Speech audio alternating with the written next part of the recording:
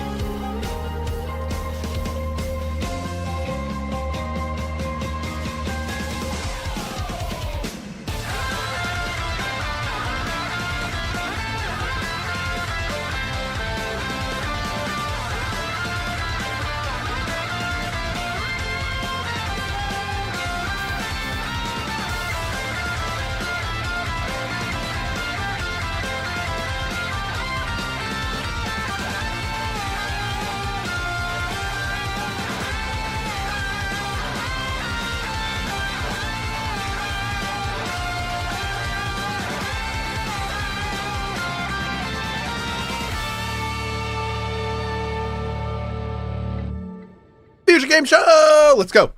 Thanks to FTS for sponsoring the Future Game Show, which we pretty much always watch anyway. Really appreciate that. If you want more information, or if you want to check out all the cool things that they are talking about today, you can check out all of that. Please welcome your hosts, David Hayter and Maggie Robertson. Hello, everybody, and welcome to the Future Game Show at Gamescom. I'm David Hayter, the voice of Solid Snake and Big Boss in the Metal Gear Solid series. Oh my God. And I'm Maggie Robertson. Though you may know me best as Orin, I Can Fix Her the Red from Baldur's Gate 3, or the internet's favorite tall vampire lady, Lady Dimitrescu from Resident Evil Village. Orin, I Can Fix Her the Red. I think it's Lady Dimitrescu. No. But today's Bloodsport is video game trailers. We've got a packed itinerary full of world premieres, developer deep dives, demo drops, and so much more. Well, you got that right. Just keep in mind that if anything catches your eye, you'll be able to find and wishlist it on the dedicated Future Game Show Steam page. And once the show's over, there will be plenty of follow-up coverage on GamesRadar.com, so keep an eye out for that. Okay, I think that's all the bases covered. Shall we dive into our opening trailer? Let's do it. It's time for our very first world premiere. Oh, nice. Let's start. Okay. Peggy 16. Okay. 1965.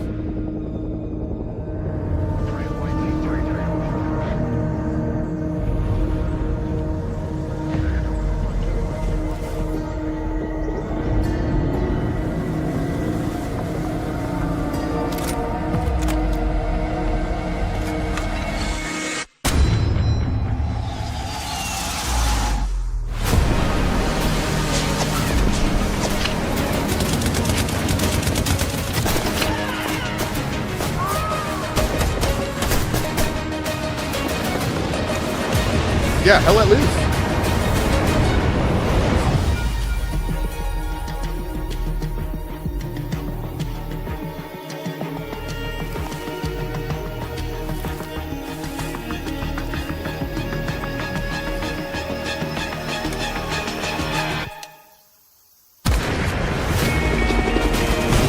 Wow. That's pretty.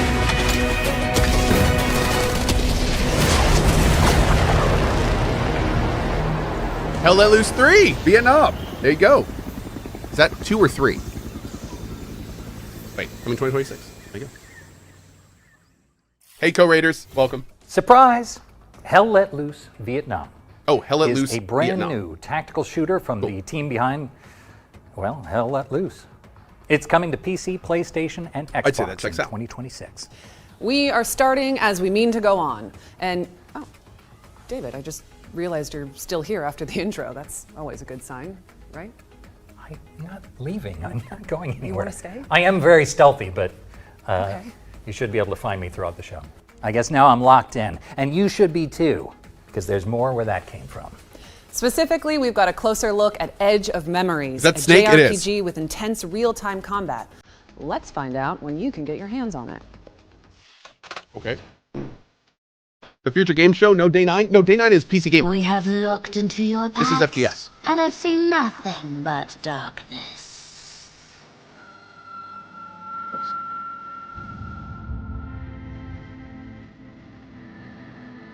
You have all failed time and time again, and as you are now, you are powerless to change your future or the future of Harriet.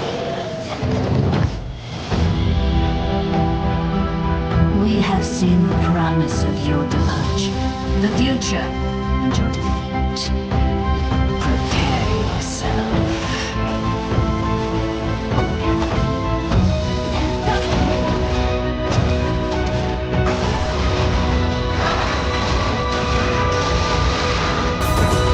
We are the last warning of the gods. Oh, Nakan. Huh. Midgar Studio. Interesting. Edge of Memories is coming to PC, PlayStation, and Xbox in 2026. Add it to your wish list so you can stay up to date on the road to launch. All right, let's check in with Den of Wolves, a cyberpunk shooter where you and your friends engage in a little industrial espionage. I like the sound of that. Let's see it. We've seen this before. Looks wild.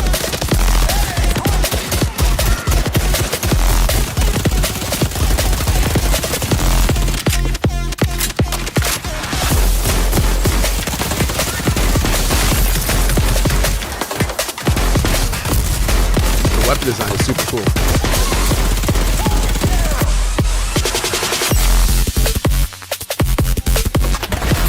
And he says, I'm a big Payday fan, so I'm really excited for this. It does really look like a sci-fi cyberpunk Den of Wolves Payday. is bringing its look at the techno mask on the thrills right. to PC soon, so stick it on your wish lists.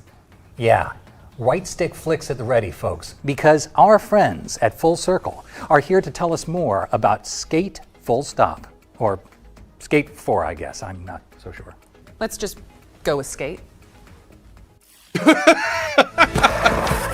Okay.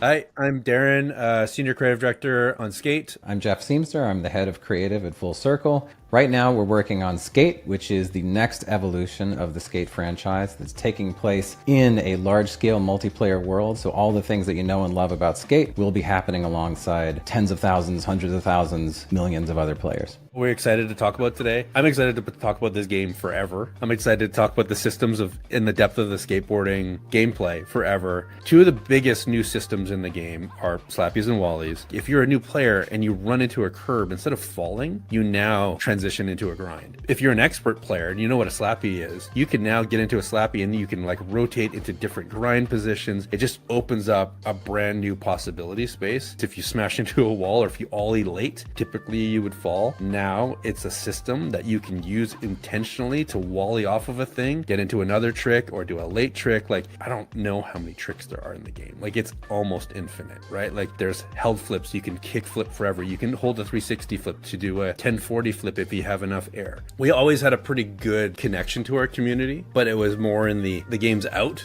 talk to you about what you're doing in the game that's been released. Whereas we had brought in a player council, and we talked to them about like, hey, this is the idea, this is where we think we would like to go. But they were the first ones that got to play the game 2.5 years ago. That conversation is so much deeper and broader than it's ever been. There's a verticality that's different in the game now. It isn't just about footprint. In Skate 1, you couldn't get off your board. In Skate 2, you could walk around. Skate 3, the walking around got a little bit better. We are light years ahead of where we were in the previous games, and now you can climb, and now you can swing, and now you can combine all of these systems together, and the depth of the skating is better and bigger than it's ever been. I'll leave you with one last thing anecdotally. I've had, in the last 5 to 10 years, I can't tell you how many pros that are either just pros or established pros that have connected or tried to reach out to me to be like, this game, this franchise is why I started skateboarding. Like Tyshawn Jones, who's like multiple skater of the year, started skating because of this game. There are 3 or 4 tricks that did not exist until we came up with the mapping for our control scheme. No one had done them. Mike Carroll did the very first Nollie 360 inward heel flip ever. Chris Haslam did the first 360 hard flip ever in Burnaby at our mocap stage because we needed it. They didn't exist. We are very excited for people to see like the continued visual and gameplay and activity development that is happening, already in our playtest. So there's quite a bit more to come there. We are really looking forward to skating alongside you in Sand. The thing I wish they really would have talked about more PlayStation is 4, what do PlayStation you do? 5, Xbox like, One. I get that you skate around, but like, add us to your wish list while you're there. Really helps us to hear from you, and you'll get updates as they come out. And speaking of updates, we've got a really big one coming your way. I think it's one you've been waiting for a long time. Skate, so yeah, stay but tuned then with like, us next what's week. the rest of it? Career goals? Do I make my character? Does he progress in any way? Later like this year, and it's already. I mean, I played Tony Hawk. What is this doing different? Steezy. Does it matter that I can see other people? Yeah, or that's just I don't know. something that weird. kids are saying these days. Back in my day, I remember Solid Snake flipping and popping his way around the big shell. Good times. Yeah. With all due respect, David, you sound like old Snake right now. Damn, you're probably right. And while I recover from that microwave hallway level burn, here's another world premiere. Wow.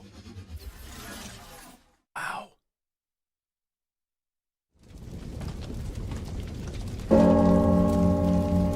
Bianca, where have they taken you? Joan of Arc? God, hear my vow. Mother, you have given me the courage to be myself. Guide my steps on this forlorn journey. Oh, is it Italy? Oh, never mind. Father, you have taught me honor and respect. Watch upon me now. Let my sword strike true. And those that I have failed today, may I one day be worthy of your forgiveness. Bianca, you are all that is left to me. I shall save you. This, I vow.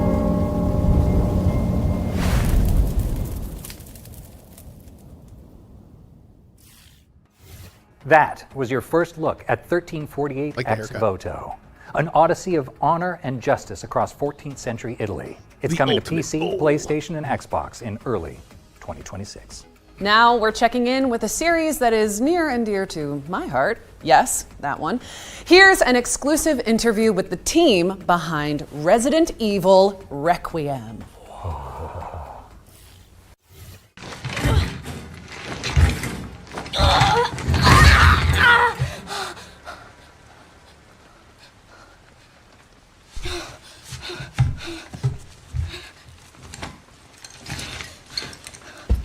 フューチャーゲームショーご覧の皆様こんにちは。レジデントイービルレクイエムプロデューサーの熊沢です。現在レジデントイービルシリーズ第9作となるレジデントイービルレクイエムの開発に取り組んでいます。本作ではグレース・アッシュクロフトを新たな主人公に、まだ見ぬ恐怖へ立ち向かいます。グレースは FBI 分析官として推理や分析など専門のフィールドでは並外れた集中力と洞察力を発揮します。しかし内向的で怖がりというシリーズとしても珍しいタイプのキャラクターになっており、プレイヤーも一緒になって怖がれると思います。What the hell was that thing?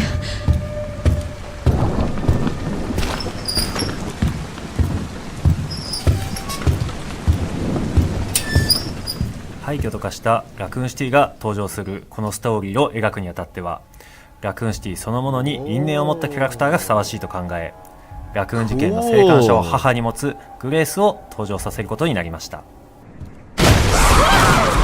本作のゲームプレイでは一人称視点と三人称視点を自由に切り替えることができます。没入感のあるゲーム体験が好きな方は一人称視点で、プレイヤーのアクションをしっかり見たいという方は三人称視点で遊べるようにしています。皆さんは一人称視点と三人称視点どちらで遊びますか？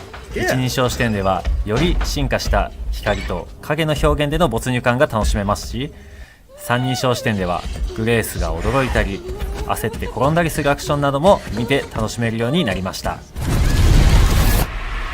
本作でもたくさんの恐怖、脅威が待ち受けています。サバイバルホラーというゲームの性質上、グレースが立ち向かうクリーチャーの正体をここでお話しすることはできませんが、未知の脅威から生き残るゲーム体験を楽しんでいただけると嬉しいです。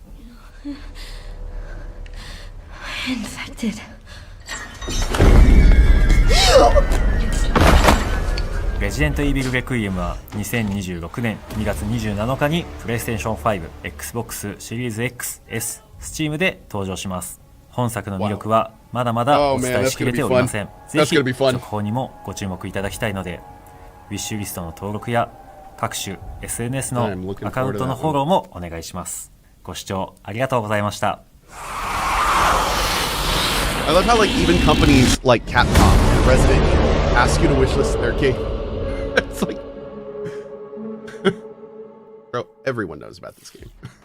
Wishlists at the ready because Resident Evil Requiem is coming to PC, PlayStation, and Xbox on February 27, 2026. Oh yeah, that was great. And I genuinely cannot wait. Also, first person. We're Don't going to be doing our stop running typing first person. CapCod into the chat just yet, because I think that'll be while we're horrifying. on the subject, here's a little extra something for the fans. I found Resident Evil 7 in VR to be by far the scariest RE. Like not even in the same ballpark. So I think first person will help with that.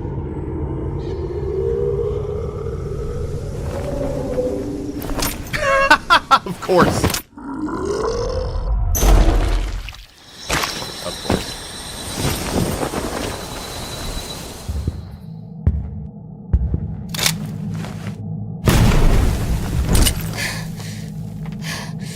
Oh, they're doing it.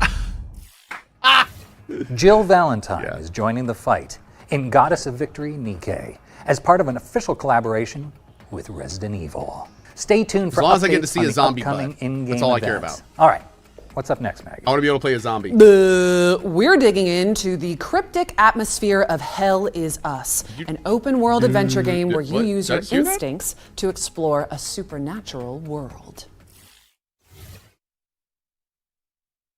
I was born here. Maggie.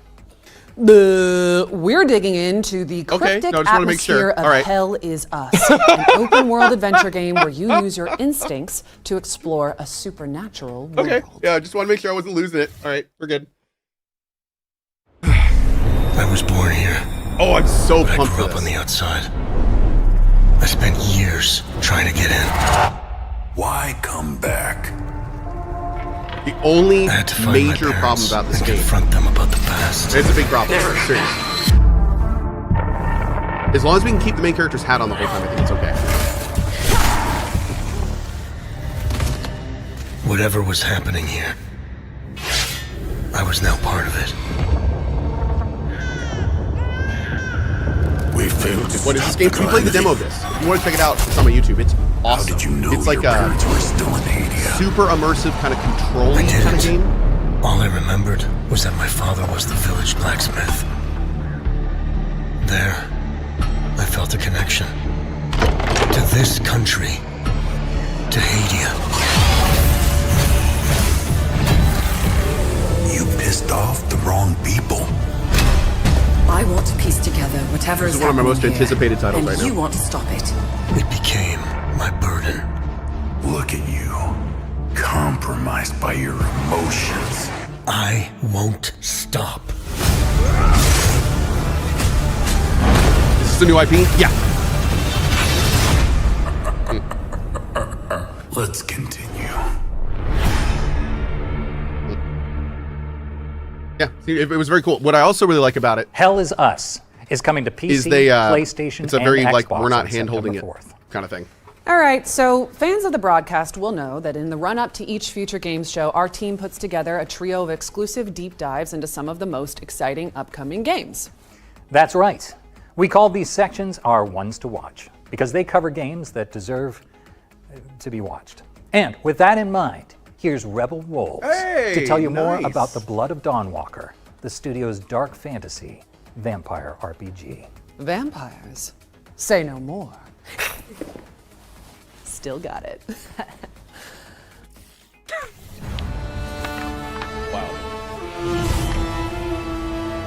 Hello everyone, my name is Konrad Tomaszkiewicz and I am game director on The Blood of Dawnwalker here at Rebel Wolves.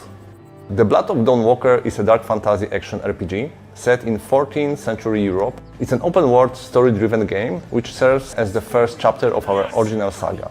For this project we created a new type of protagonist. You play as Cohh, a Dawnwalker. He is a human during the day with all of our human vulnerabilities, but for the night he transforms into a vampire, gaining supernatural powers. This creates a unique gameplay dynamic. We call it a dual gameplay loop, and I'm pretty sure the players will find it quite refreshing. Cohn's main goal in the game is to save his family, as they were captured by Brensis, a vampire lord that currently rules over the valley. He has only 30 days and nights to achieve this goal. And what happens if he runs out of time? Well, it surely doesn't end the game. His family may suffer some consequences, but we will let the players discover what exactly happens in this scenario. Wait, are you Mihai? Each quest moves the time forward, and it's entirely up to you to decide how you want to spend this resource. You have to manage it and face the consequences of your choices. Choices and consequences in our game have three layers. The first is quite traditional, similar to other RPGs. You make choice and then deal with the consequences. The second layer ties into our dual gameplay loop. Day and night often presents different choices. And finally, not making a choice is also a choice. You can simply choose not to act, and the world will respond in ways that are often hard to predict. I do realize that it may sound intimidating at first, but don't worry. First of all, you will always know upfront how much time given activity is going to take. And secondly, there is no need to rush, as exploration in our game doesn't consume time at all.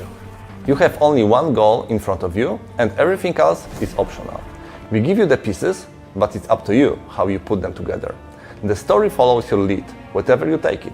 It is even possible to storm Brensis castle right away, but of course at this point it would be extremely difficult.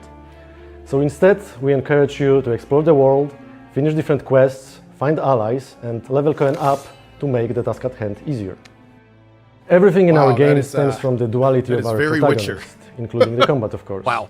During the day, when he is a human, he is able to fight with I kind of respect that they aren't even trying to hide it. Use dark magic, which is carved on his body as runes.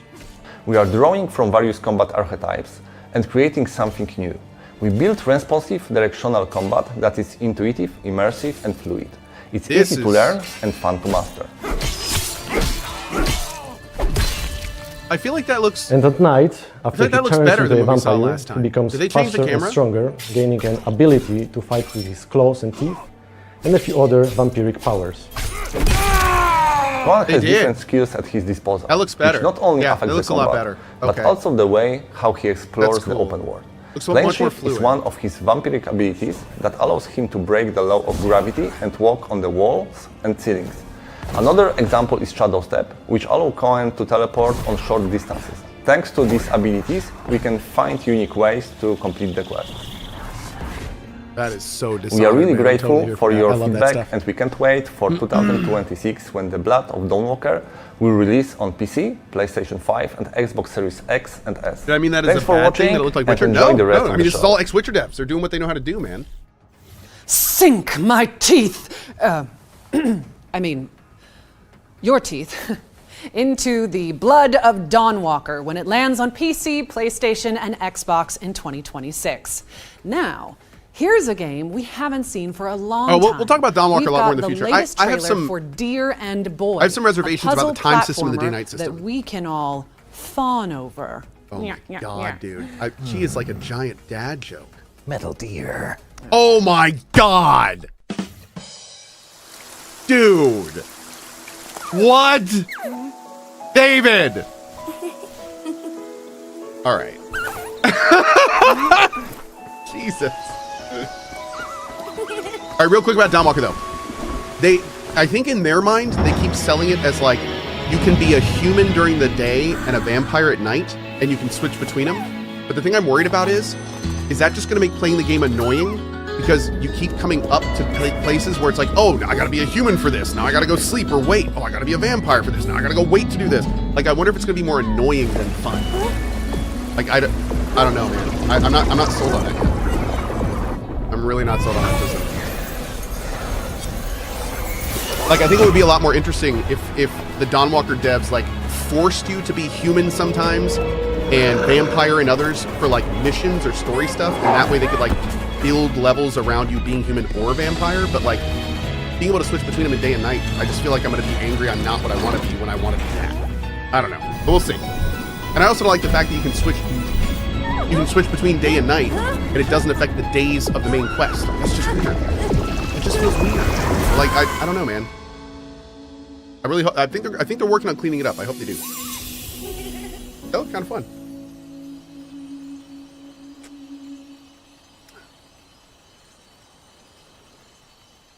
Kremda says, I don't think you can freely switch like that.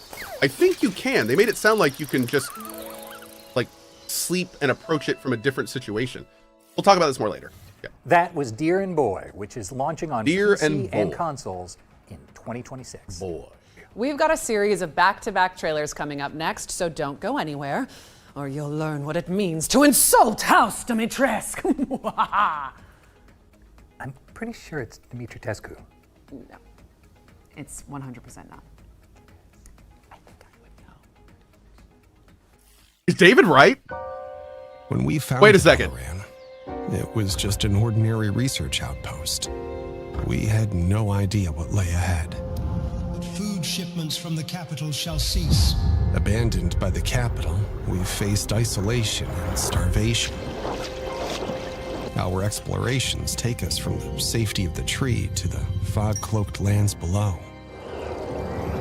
which poison the soul and steal the mind. To survive, we have had to make hard choices.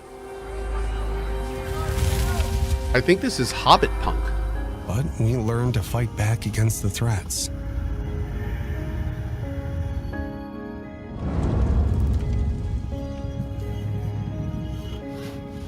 With resources secured, we are expanding, living without fear, instead of surviving in it. Whoa. We uncover ancient technologies, and new discoveries reveal themselves to us, as do new allies and new enemies. The fog is relentless. The monsters who call it home innumerable. And when fear This is looks about to super fun, consume dude. I think we may try this. This looks cool. only the There's a tree's lot light going on in this. can bring hope.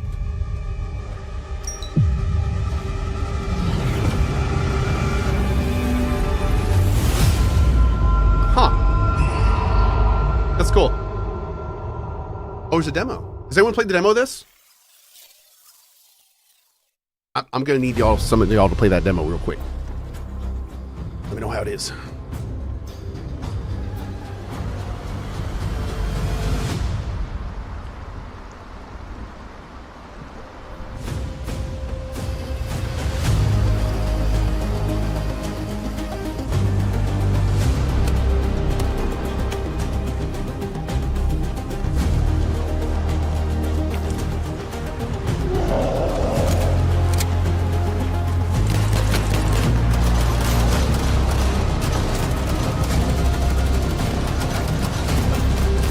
Wait a second. Is this a sandbox survival game mixed with an extraction shooter?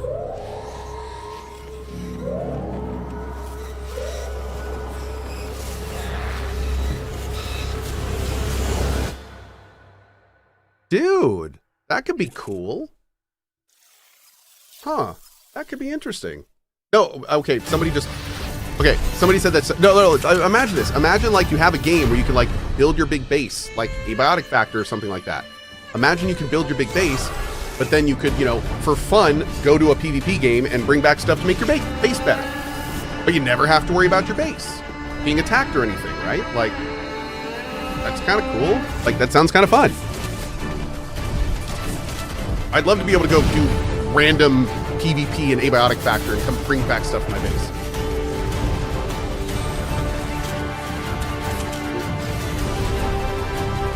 Is that like Icarus? I haven't played Icarus in a long time. I wouldn't know how to compare it.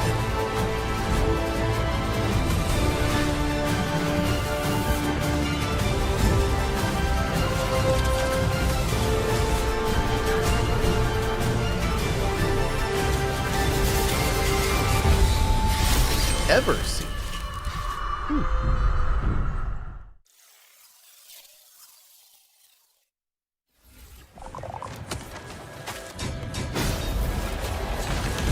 Monsters are coming.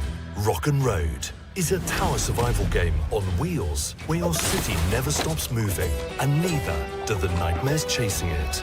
Slay monsters, scavenge resources, and build up your rolling fortress of choice with ever-evolving defenses. Fortify. This also looks cool. Wait a second. And fight. Monsters are coming. Huh. Rock and Road. That's funny. We have this game. We are back in action. Where the castle keeps moving down. At least I am. And then we have the Either way, game from Ron Gilbert. That you can find where the world and keeps wishlist moving every down. game featured today on the Future Game Show Steam I think we're entering a new page. age of Just search auto Future scrollers. Game I like Show it. on Steam. Up next, we've got a new trailer for That's the link at Dreams of the top of our page, a by the way. profound pixel junk adventure that explores the concept of creative destruction. Okay, hold up. Where is Maggie? She's got the next line. Kept you waiting, huh? You're pretty good. Yeah. Book me. I'm available. Please hire me. Stop it. Stop. No. I'm taller than you. I'm taller. I'm taller. I really like these two. These guys are funny. I like them. This is so bad. It's so bad. It's wonderful. I'm having a good time.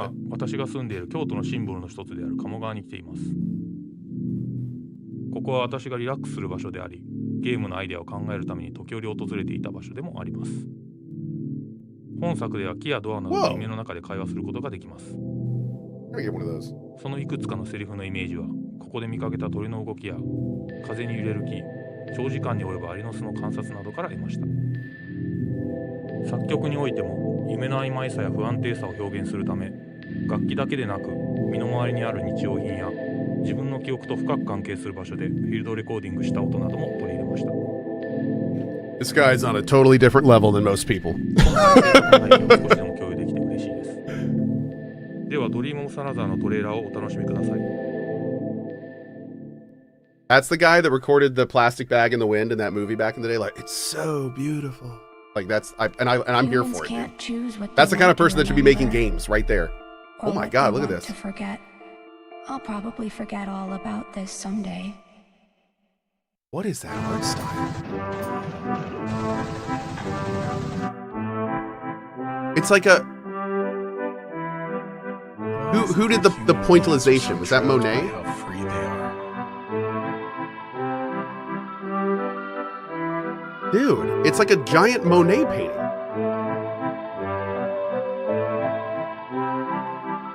Beauty is overflowing in this world. Sort of.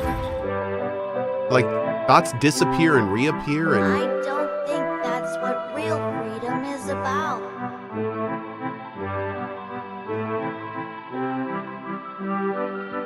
What a strange game. Dude's casually walking around in his PJs with an MP5 on his back, because why not?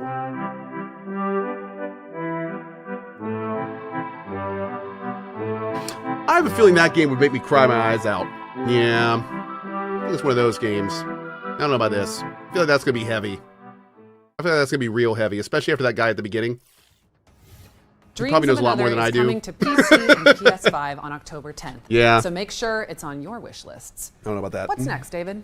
Well, next we're switching gears to 13Z, the Zodiac Trials. It's a kinetic roguelike inspired by the legend of the Eastern Zodiacs.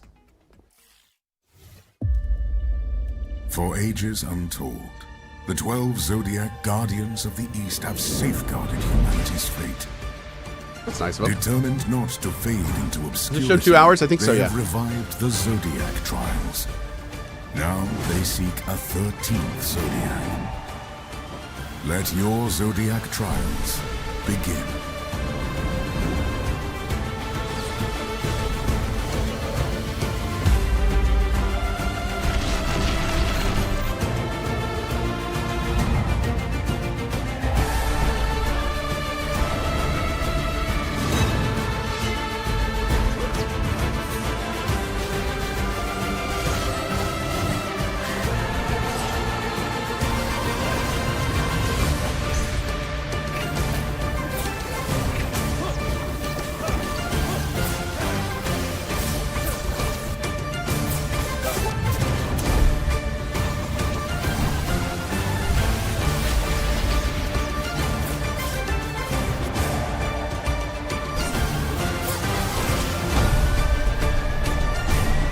Did I see the new Dune Awakening stuff? I don't think so. What are you talking about? If it happened today, no.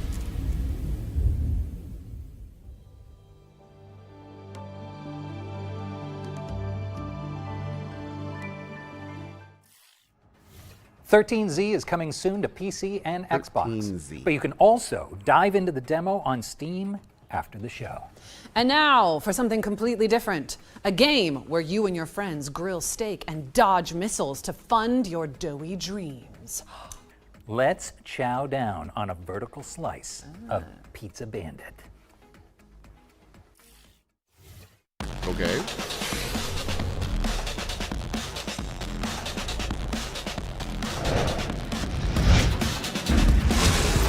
Bombs, guns, bounty hunting. That was my life. But all I ever wanted was to be a chef.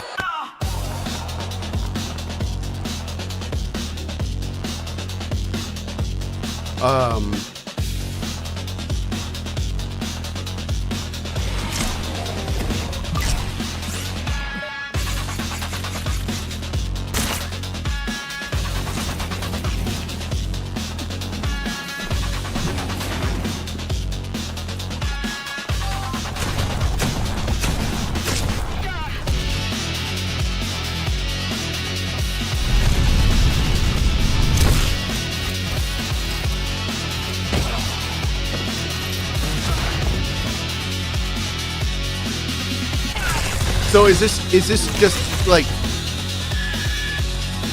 is this like killing floor with a food like what wait, okay, hold on, no, you're building a pizza restaurant too? You know, I think all these game devs got together and said, let's make like the most ambiguous trailers we could for our products for the time to get back to business. Like, I don't even know what this game is. It's multiplayer. Round-based, there's weapons. Is coming to Steam, early access you build on August 25th. Each person, and trust me, I don't know. You don't want to miss it. Looks fun though. Okay, we just hit the quota. That is we have to let them cook on all pizza puns. Yes, that's totally fair. That one was pretty cheesy. Okay, and I'm ignoring you now. And would you look at that? It's time for our next game, Recur. It's a puzzle platformer starring a time-bending, post-apocalyptic postman. Ooh. You move right, and time moves forward. Move left, and it reverses. So, let's take a look. Oh, that's kind of cool.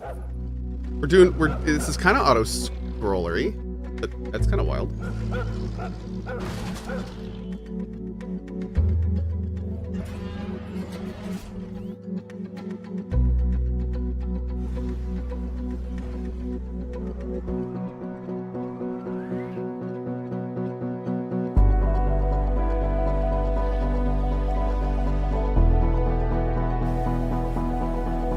Wait, are you just walking by all those people instead of saving them?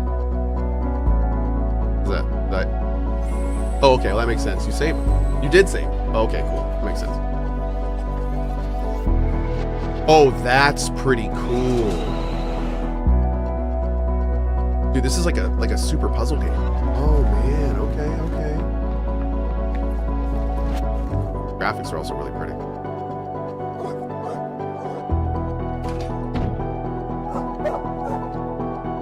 This is a really fun concept. I like this a lot, man.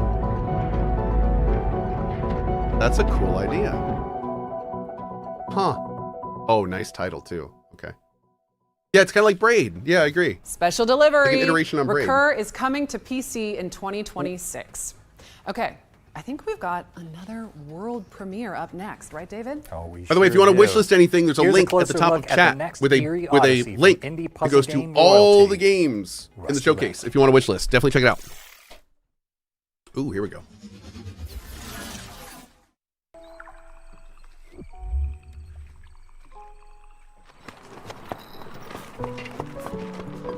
We will arrive at the estate shortly.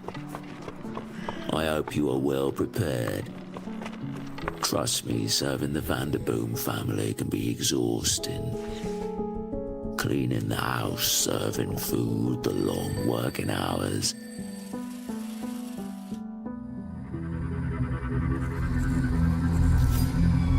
And the other stuff people don't like to talk about.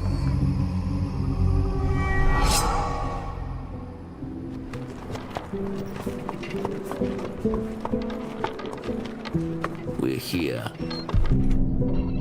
You can get out now. Oh, okay. Okay, some people in chat are freaking out because that series is apparently cool. I've never heard of that series. Shortly, I'm sure. Rusty Lake. Next up, we've got a special announcement from our friends at Heart Machine about Hyper Lightbreaker, the studio's frenetic procedural roguelite. Procedural roguelite. What's the first time I've heard procedural?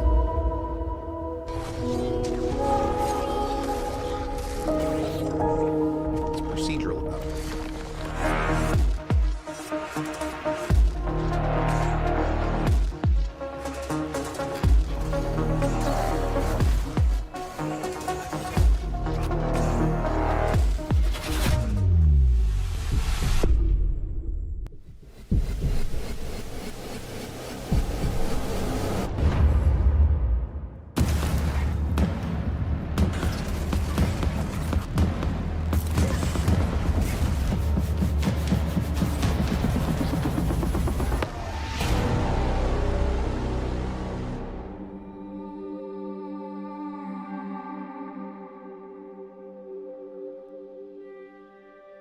Yeah, I've Hyper looked at that a few times. Double Down update Just never is grabbed out my now interest, on man. Steam, There's too many things so about that grab game your that are just friends not really for me.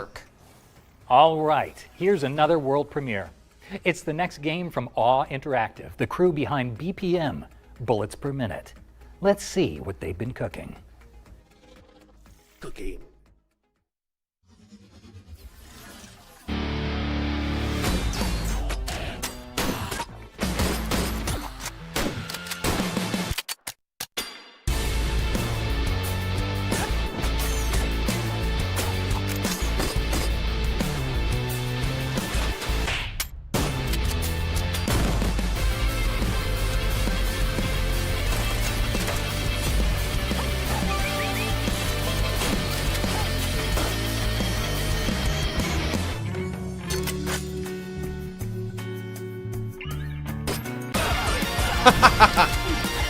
That's pretty good.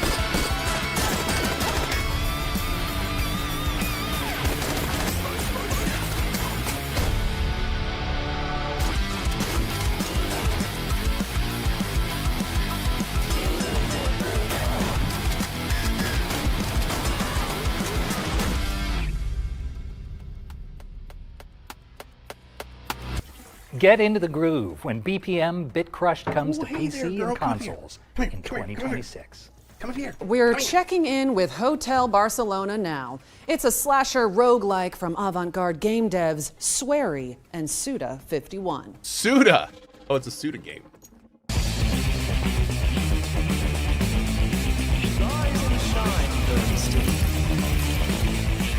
日本の大阪でインディーゲームを作ってますホワイトアウルズのスエリーです。現在はですね、尊敬するクリエイターの須田剛一さんとのコラボ作品になりますホテルバルセロナという作品に取り組んでいます。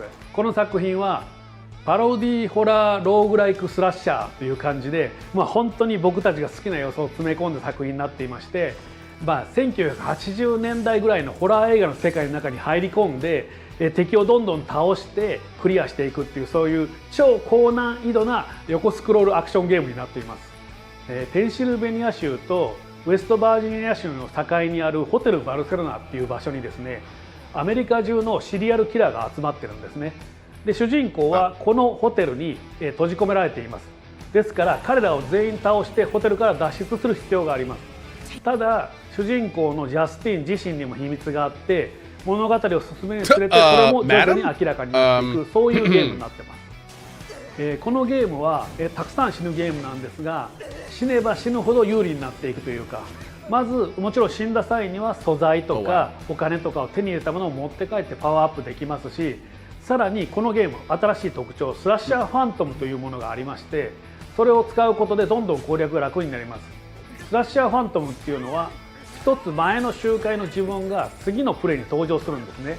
それで一緒に過去の自分と一緒にステージを攻略していくことができるっていう、そういうシステムです。ホテルバルセロナは2025年9月発売です。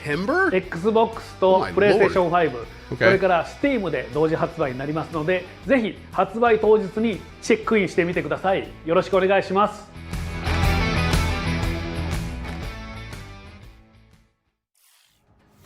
Reserve your room at the Hotel Barcelona when it lands on PC, PlayStation, and Xbox this September. Better yet, we've teamed up with Cult Games and Katana Records to give you the chance to win some very exclusive Hotel Barcelona goodies. So just head to the link on screen and look out for the competition details. Let's keep it moving with a new trailer for the 7 Deadly Sins Origin. This is Netmarble's open-world RPG based on the beloved anime.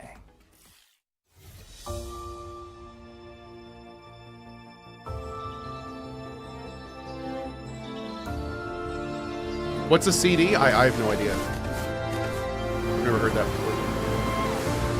Because I'm young, hip, and cool.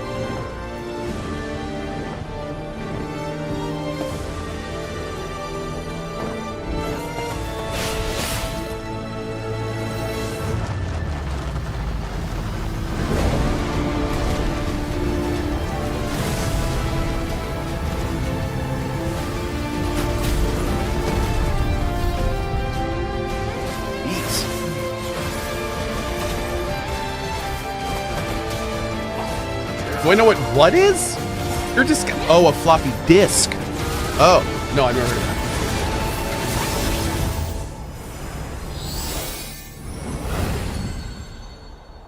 that. The 7 Deadly Sins Origin is coming to PC and PlayStation later this year, but you can pre-register now at 7origin.netmarble.com. Okay. Our second Ones to Watch deep dive is here, now she's and taller. this time we've got a dispatch from Poland about Kronos, the New Dawn.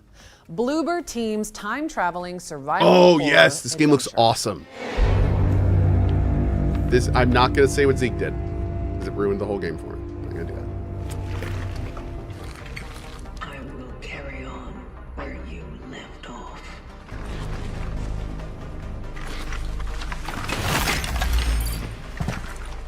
That's such a Dead Space. Location continues. Kronos the New Dawn is our full-fledged survival horror game, and you play as a traveler, this mysterious person hidden beneath the environmental suit, and you've been sent to ruins of human civilization to look for the time rifts. And of course, you need to solve some puzzles, fight with monsters, basically survive along the way, and then jump back in time and extract key people who didn't survive the apocalypse. You need to find your predecessor, see and what was the mission, and follow it. Kronos the New Dawn is a game where you face the dangers and horrors of the future to salvage what's left of humanity, of the past. There was this disease that basically wiped out humanity at some Dead point. Space 12 Monkeys. I'm here for it. People at the beginning were like getting blind and feel this urge to come together, which ends with the merge. Yeah, so they are merging the body horror elements.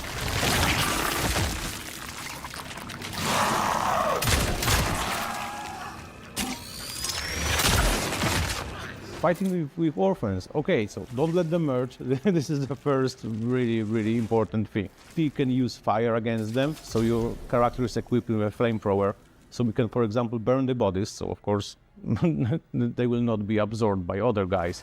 But it also can be used to stun them, so if you get swarmed by the monsters, you can just, hit the flames around you, so they will be stunned. And this is a perfect moment for you to reposition, for example, and use charging weapons. That is also really important mechanic in our game. So Shield Blade, it's weapon of travelers to overcome what they can, find in the future before they jump into the past, and it can change shapes in different guns. So like into the pistol that we call as a sword, into the shotgun we call as a hammer. This baby. Well, this actually is the hammer, but the Shift Blade is the weapon, ultimate weapon of the travelers, and as travelers are very resourceful. Oh yeah, resource management is very important in our game. You need to plan your expedition, what to take with you, because the inventory is limited. Also using environments like barrels to, for example, to blow them up, or gas canisters to put them on fire. And to survive, yeah, of course, please explore the environment. Also, some weapons will be hidden. They are not on the main path, like a really cool ones. And look for cats. Yeah, be good to animals. If you pet them, they are dropping something for you. That's also really cool. Yes!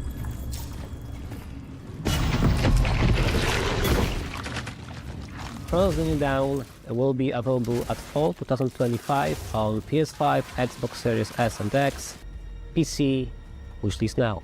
Don't let them merge and pet all the cats.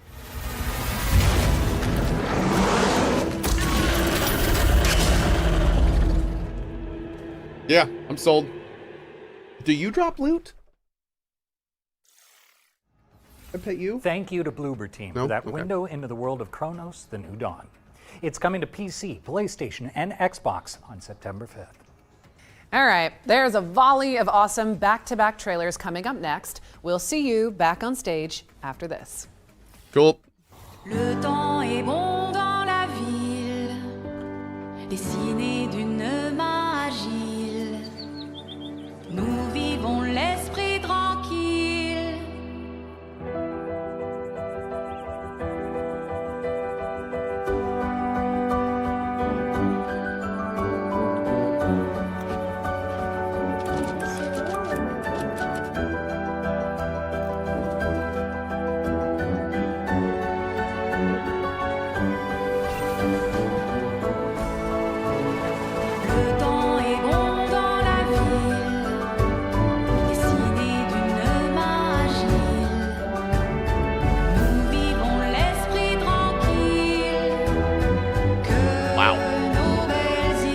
Feeling more chill just watching this.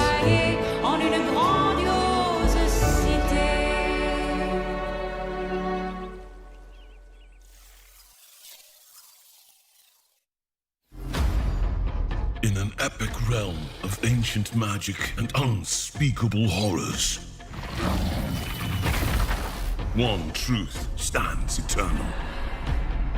Adventures aren't for those who wait. They are for warriors. All dungeons, all the time.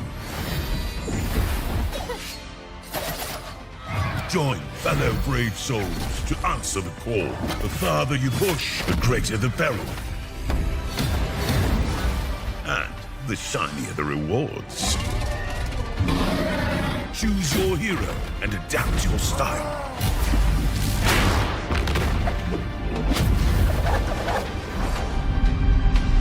Is this WoW Midnight? No. This is basically a company trying to make an MMO into a small group multiplayer online game. Yep. So they're taking like MMO rating and making it like its own little contained game. Yep. Whoa.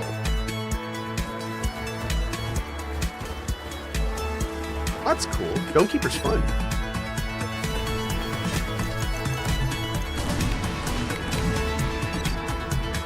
Defeat each other?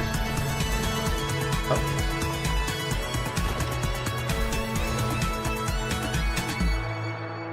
Dang, that game looks very different from when I played it last. This is Blomkest Business Report. Locals have staged a boycott of the new Discounty supermarket, leaving its aisles nearly empty. Just weeks ago, an upstart out-of-towner rebuilt this failing shop into a thriving supermarket.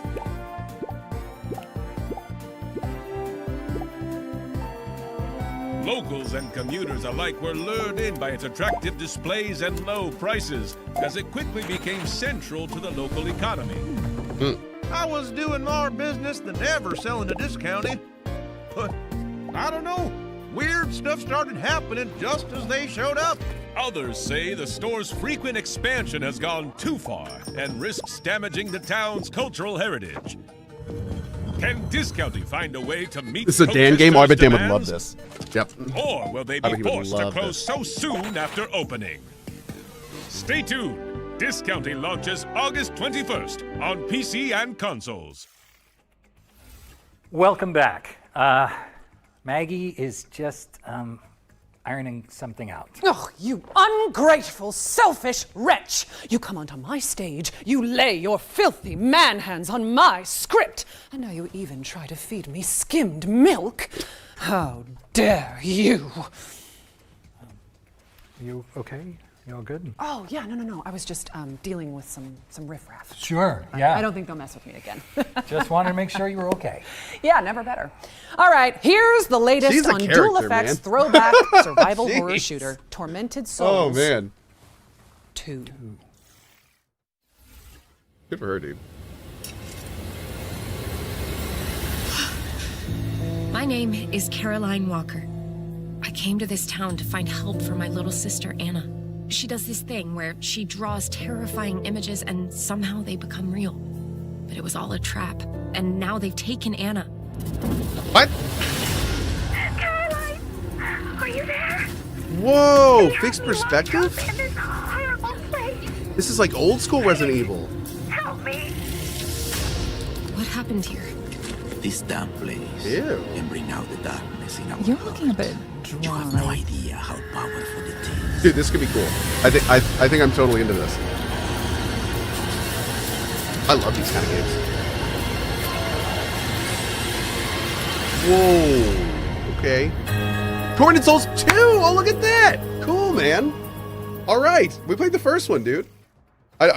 Tormented Souls 2 is coming to PC, PlayStation, and Xbox on October 23rd, 2025. Okay, Maggie, it is that time again. We've got another world premiere for an action RPG with innovative extraction mechanics. Sounds amazing. Let's see it.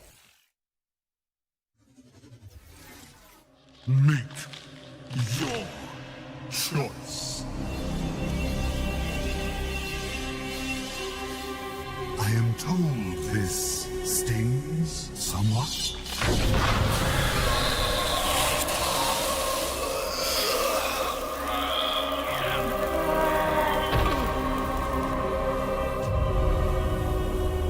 We have a lot of work ahead of us.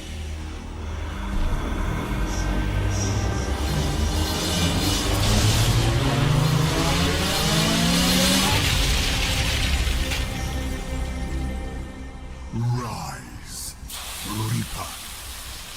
Prepare yourself.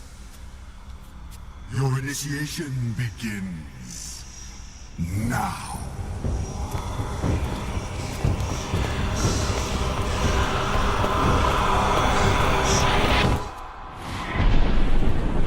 The realms, their gods slain, are fraught with danger. For you, of course. Loot as you please. Strip these dying realms bare. The denizens of this world have not taken kindly to their god's demise. They struggle in vain, gripping onto what remains, unaware that their time has already passed. I care not what you do to each other, so long as you return with your and my mission accomplished. Oh, is this an ARPG extraction? Okay. An instrument of a larger ARPG extraction. That's what we're looking at. All right. Your sanctuary will become a new afterlife. What we build now will restore the balance, restore order. My order.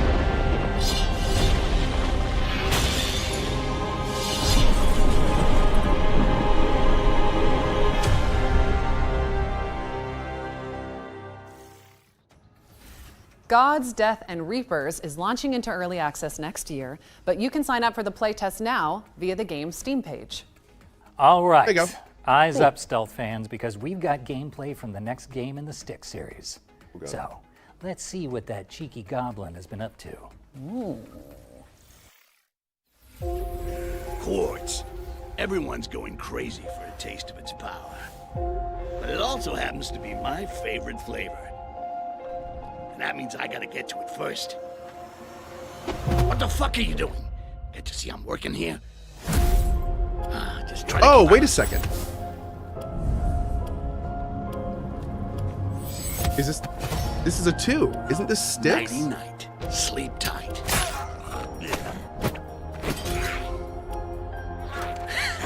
Bet you wish you could do that. Tasty. Is this Sticks 3? Now comes the fun part. Oh god. And you guys were worried. I told you nothing could go wrong. Sticks, I am Grand Priest Geoffroy, and I have been tasked with recovering what you stole from us. That doesn't sound good.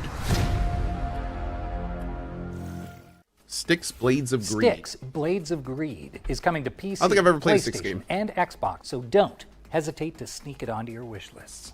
And let's keep things moving with a new trailer for Anno 117 Pax Romana, the latest installment in the legendary city builder franchise.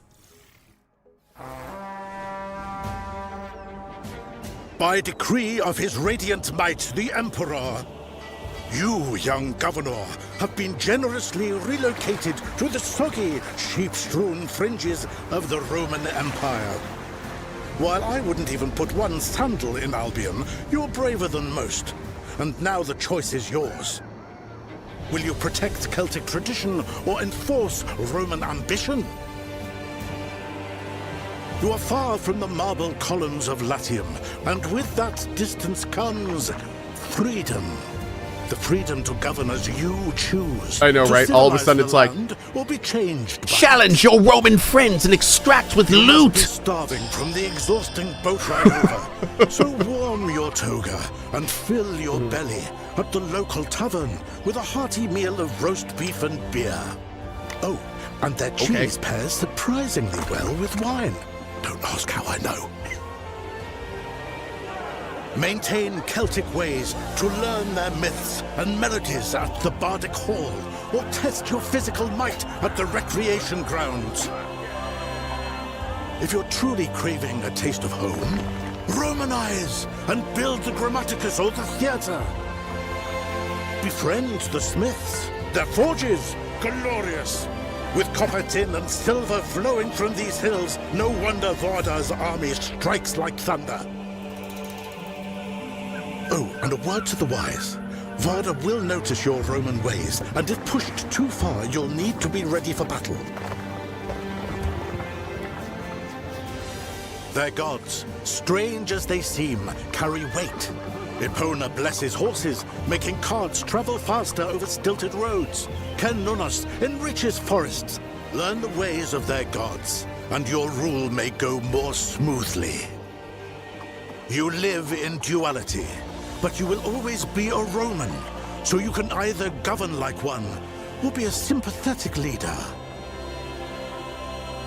Just imagine this marshland filled with terracotta roofs, paved roads, bathhouses. Oh, civilization.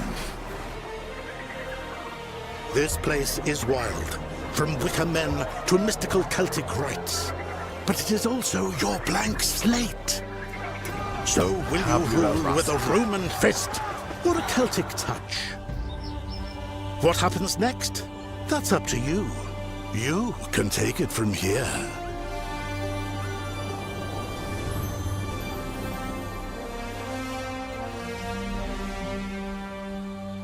Very cool.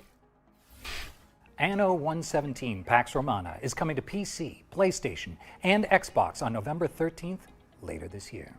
Time for another future game show tradition, the Ones to Play montage.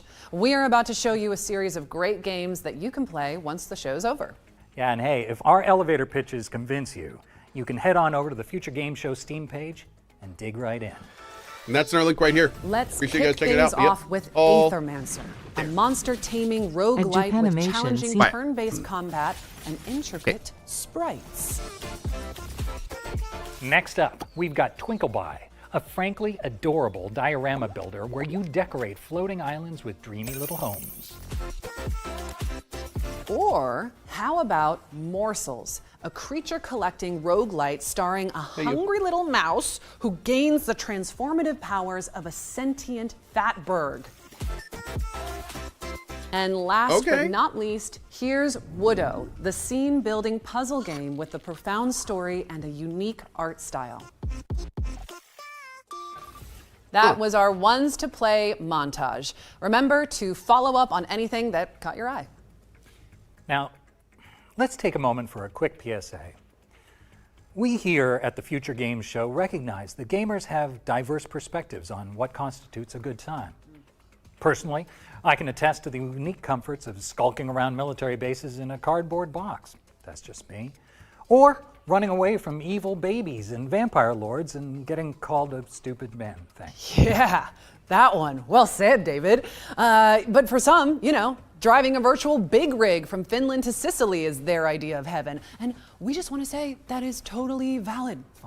Yeah, in fact, if that is you, then we think you're going to really love our next trailer. Okay, that was pretty funny considering the game. That's actually kind of funny. Look, I mean, if you want to drive around a big truck, we're not going to yuck your yum. I mean, okay. Oh, man. Who is that? That is Lady D from Resident Evil, and that is David Hayter, the voice of Solid Snake from the Metal Gear franchise. Yep. And many other things. David Hayter's done a bunch of stuff. Oh, and as Lady D said earlier, she is looking for work, if anyone needs that.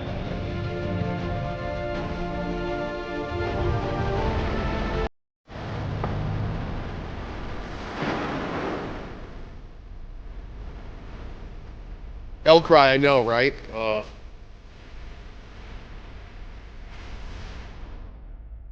Does Lady D do other stuff? Yeah, she's Orin in Baldur's Gate 3, which was a Can't get very much better cool than a role. trailer full of trailers. Okay. Update your wish lists because SCS Software is bringing Euro Truck Simulator 2 and American Truck Simulator to PlayStation and Xbox. Now, during our spring showcase, we were pleased to reveal the War Sales DLC for Mount and Blade 2 Bannerlord. That's who which will it bring a is. Viking-inspired faction to the game. And now, thanks to Tailworks This whole- Entertainment, okay, we can show you a since I've closer look seen at her, what to expect from this Lady D has reminded me of somebody. And I've not been able to place 16. it until the last 10 seconds. And I don't know why I think. But, yeah, looks like somebody. Okay.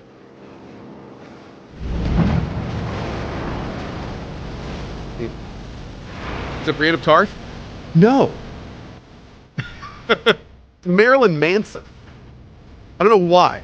There's a vibe there that I can't pin, but yeah.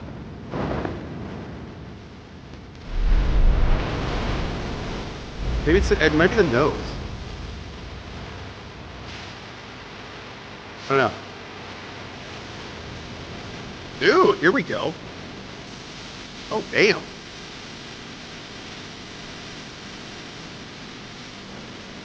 I need to clean my glasses?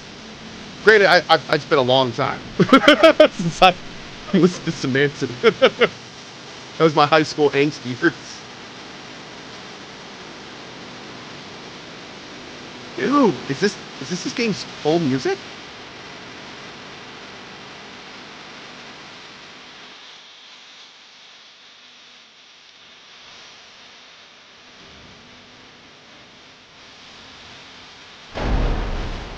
Yo, is this in-game? Wait a second.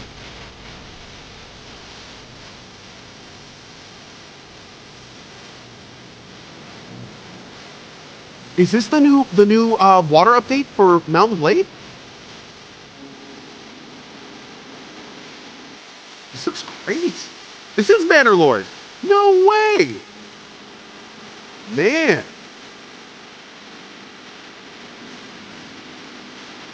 Look at that, dude. That looks great.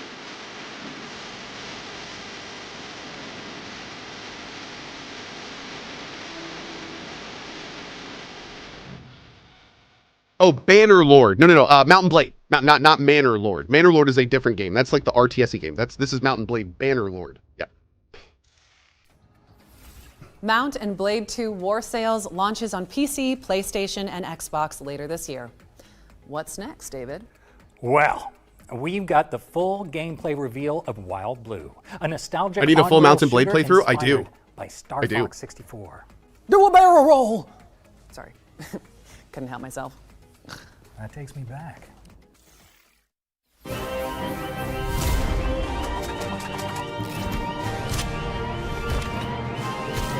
Oh my god. Are we actually Star Foxing it? Dude! You can't do this! Nintendo's gonna destroy you! What are you doing?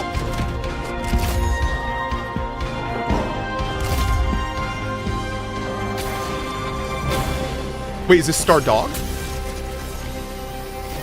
Is this going to be called Totally Not Star Fox?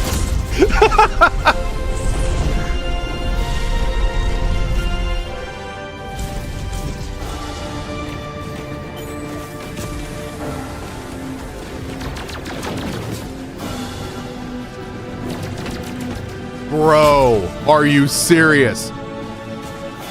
How are you not going to fly through that waterfall? Wild Blue.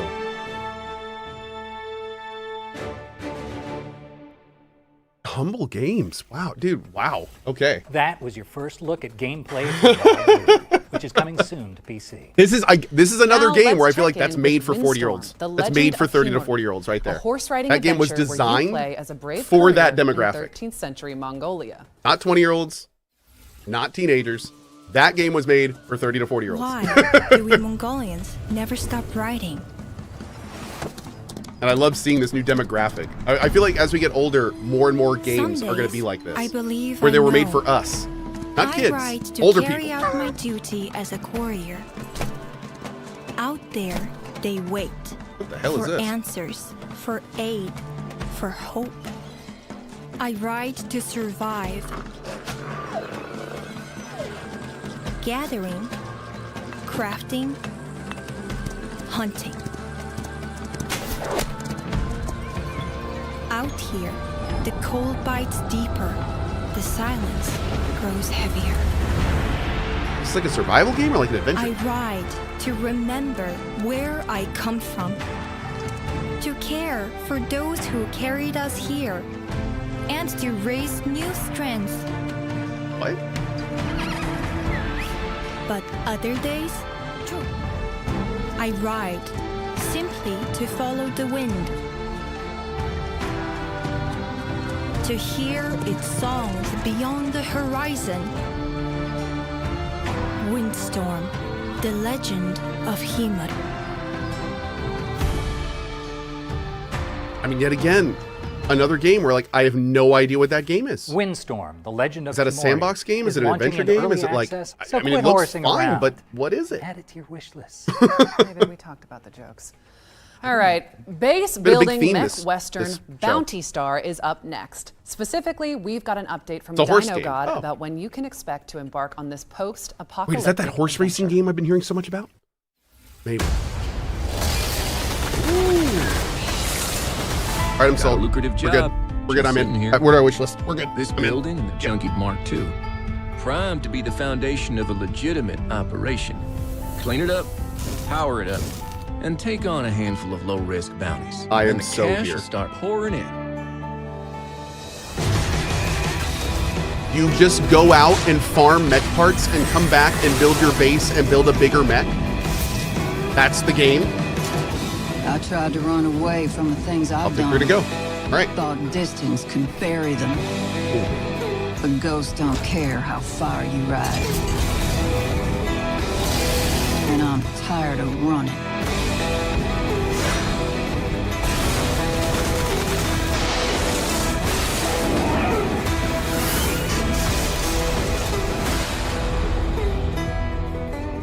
Cool, man. Yeah, we'll check that out. Looks fun.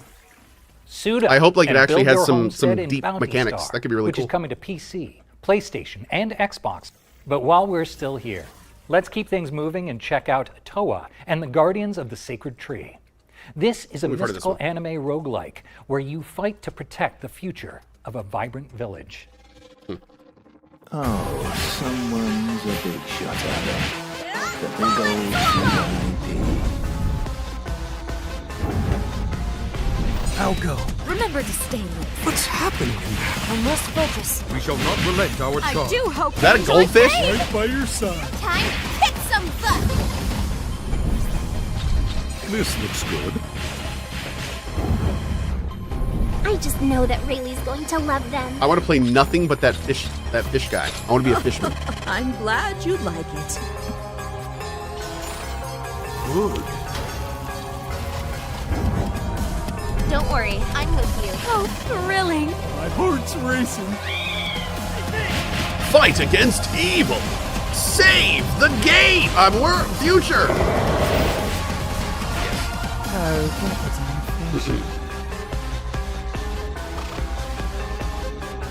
Stormer, well said. Yep. Toa and Guardians of the Sacred Tree launches on September 19th for PC and consoles. What's show. next, David? Hey, We've got the release date trailer for Shape of Dreams, a MOBA roguelike fusion where you fight through procedural worlds with highly customizable character builds. A MOBA roguelike fusion? So a MOBA where there's a bunch of RNG on your power-ups?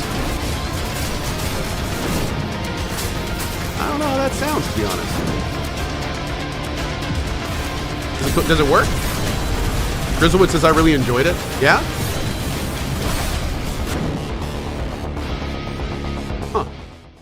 Oh, Betulixo says that game is sick You too. heard The it free here demo is first. great, says Falcon. Shape of Dreams is coming to PC well, I gotta on check that one September out. 11th, All right. but there's a demo available now on Steam if you want to go hands-on after the show. Okay, I think it's about time we gave you all a VR mission. Reach is a reality-crossing adventure with full body awareness from Endream's Elevation, and we're pleased to debut the latest trailer.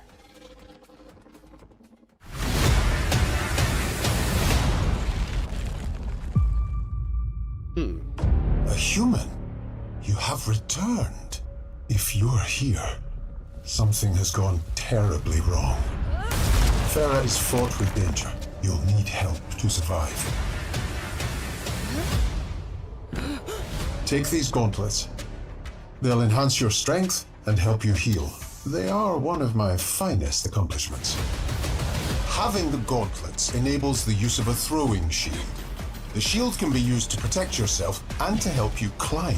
And climb you must. Upgrade your tools to survive and turn their weapons against This looks like a proper game. and climb metal surfaces. This is VR. Yeah, this is VR. Ah, you found the grapple drones. I built these as an ingenious way to extend the reach of your poor, short human arms. Sure. Let's not forget your bow, an ancient but effective tool. Collect grubs to synthesize different arrows, then stun, freeze, and blast your way through Farah. Careful, Rosa. Is this index or quest? Is it quest Rosa, locked? we have to run! Quick, Rosa, jump!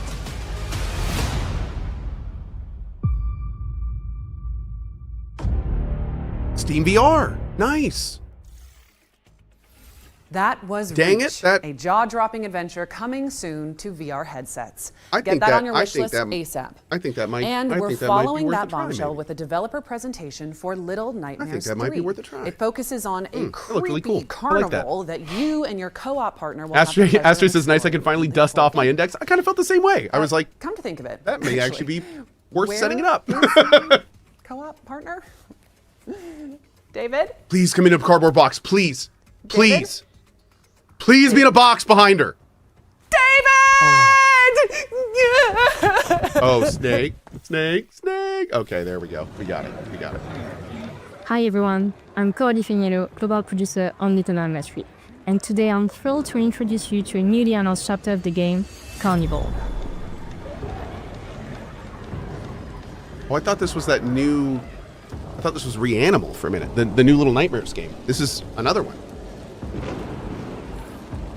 Little Nightmares 3 is an atmospheric adventure game What's this in Little which you follow the journey of Flo and Alone. They are two best friends ever since they found each other in this lonely nightmare.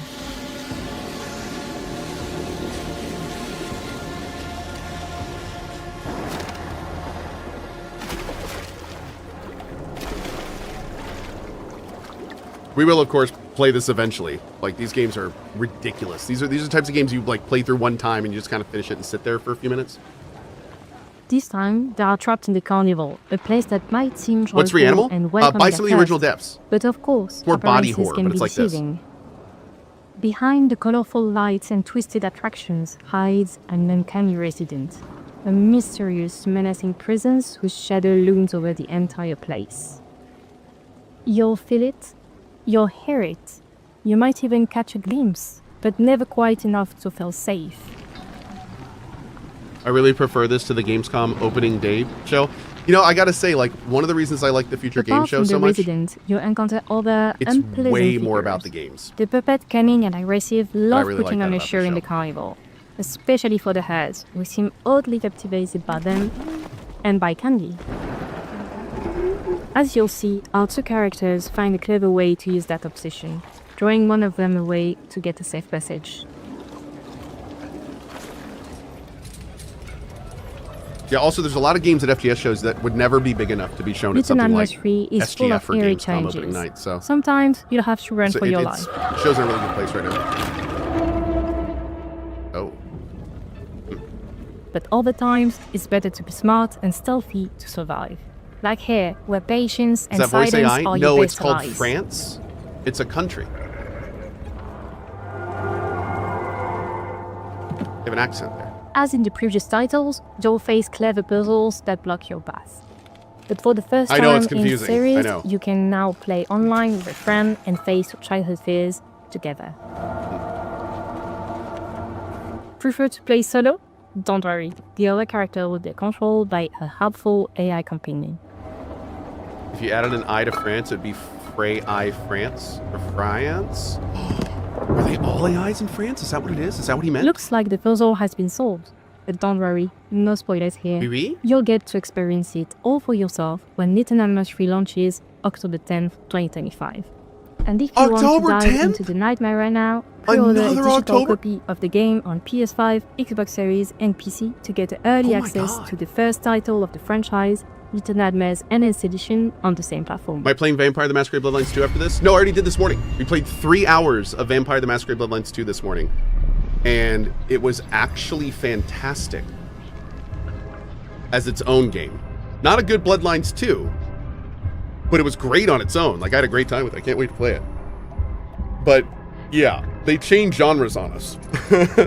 Vampire the Masquerade Bloodlines 2, I wouldn't call it an RPG. I'd call it like an immersive sim almost. Little Like Nightmares something- 3 lands on PC and Bloodlines consoles this October. But it's really cool. 10th. Whatever it is, and it's really if cool. it wasn't in your wish list already, it should be now, okay? Because I said so. Oh, ha. Okay. As you can see, I've had to get creative while David is there. Is he in here? Woohoo! Is he not? You'll never know. And while you debate this Schrodinger's snake, let's feast our eyes on the latest trailer from Lost Helden, a hand-painted I can't do this. RPG from Artisan Studios.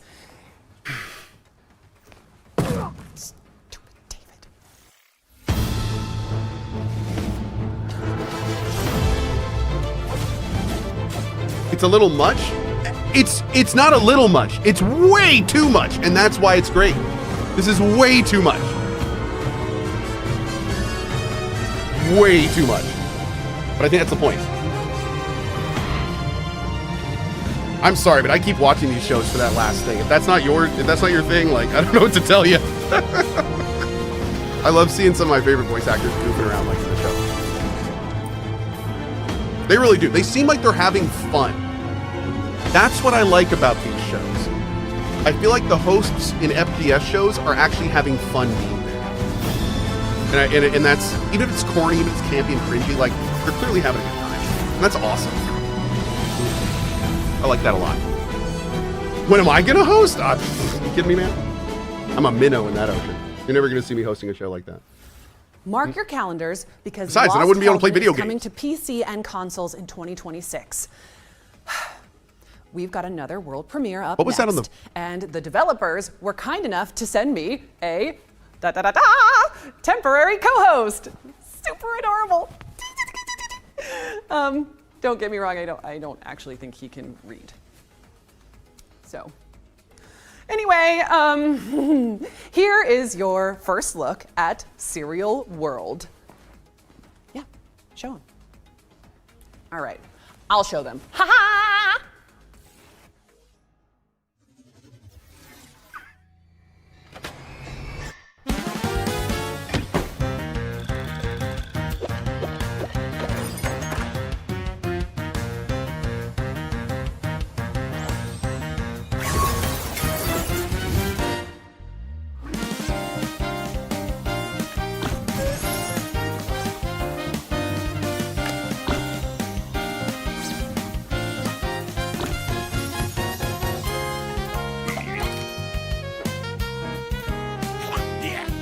Is this by the same company that made that other game? At this point, I fear for them. Nintendo's gonna get him, man.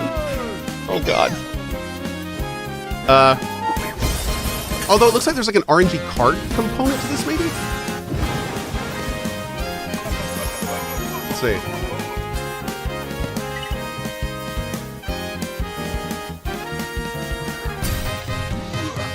Yeah, I think there's like some kind of card thing going on. Interesting. Okay. That's definitely not Pokemon. That's influenced clearly, but not the same.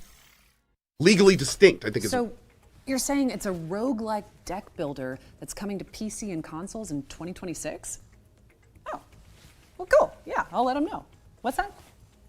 Oh, okay. Tell them to wishlist it. Yep. Okay, real Yeah, talk. I'll They pass should have it on. had the middle Okay. one be like, yeah, that's exactly what it is. We had a great time making the game. Like, oh, that would have been Urgent so Kodak good. call, but should I ask about the little creatures or? Nope. Okay. We go way back. Yeah, don't worry about those guys. Let's just focus on our final ones to watch deep dive. Yeah, sure. No further questions. Look, here's an interview with the developers of Phantom Blade Zero, where you play as an elite assassin. Have you heard of this one? Oh yes, we have heard of this one. Oh, absolutely.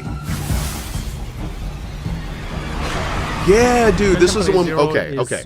Action RPG, This game's but awesome. it's like a playable kung fu Oozes style. movie. So all the movements are motion captured by real kung fu masters. We have 30 main weapons and more than 20 secondary weapons. You can pick 2 primary weapons and 2 secondary weapons. So all these 4 combined together to build a set. There are tons of different play styles and I'm so into different this. varieties you can choose from in games. I think we may be the first one to bring all the cool weapons in Chinese kung fu cultures to this level of production. So I think this is something you can tell this game looks so good the not bitrate's only going to the have Chinese problems with players, but for the players around the world. This is the boss fight you can go watch if you want to. They do the full boss fight in the gameplay. This is what that boss fight sold me on the game. What it is you can watch the whole thing on their until YouTube. They actually play it. We're something in between a Souls game and a really big like Baldur's Gate or Witcher. There are many accessible ways to navigate people that's a around couple the map. big names there, But big guy. Nowadays, because Damn. Souls genre is very influential. So many people will hide everything and it's super complicated, no directions and everything. We see our games are different. We even have a hand-drawn map that will guide you to the next port. Because our point is to tell a story, to build our original world, and to showcase our amazing move sets. And that's all our game is about. Our game is not about very slow focused move scope. or explore or lost in the very intricate map. It's not like that.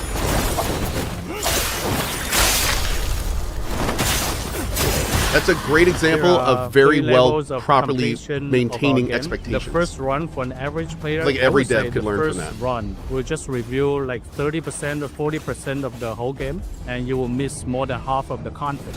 This demo, this whole level, is actually an optional level in our whole game. Very handcrafted, well-polished level that can be totally missed in the walkthrough. I love that so much. Yeah, Phantom Blade Zero is Oh, a man. new game you'll never see before. So you're welcome to follow our social medias like X, TikTok, and Instagram and YouTube. First day will be on Steam, Epic Game, and PlayStation 5 and 5 Pro. So stay tuned to our game and keep your eye on us. We will announce the releasing date this year within 2025. Awesome. What's this game? Phantom Blade Zero. And every time we see it, it looks better, in my opinion. It's really shaping up. And it's awesome to hear now. I thought it was going to be Neo, kind of session-based, like Neo, which I'm not a huge fan of, to be honest. Sounds like they're doing a more Dark Souls approach, PC and PS5. which is awesome. We're closing in on the end of the show now. No. I know. It's very sad. But there's still a few surprises left in store. Speaking of which, here's another world premiere. Man, this is like the 5th one this show. Nice. I'm going to watch the PoE 2 reveal? I am. Yep. Yep, we're going to watch the PoE reveal at 4. As old as time itself, and just as powerful. A door to new worlds, far away.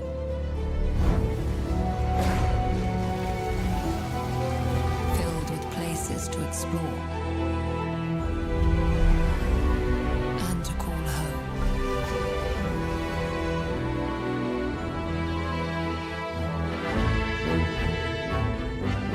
But also filled with dangers.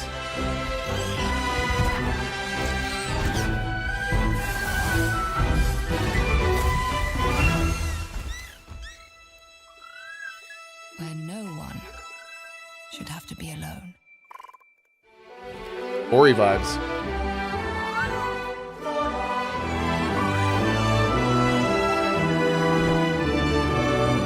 But a darkness rises.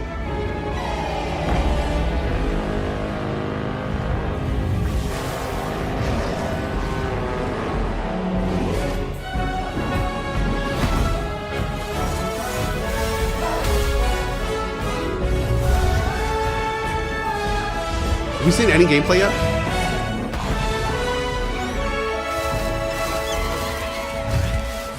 No gameplay. Okay. If this is a side scroller, then this is like Ori DNA. It's not bad. Ori's amazing.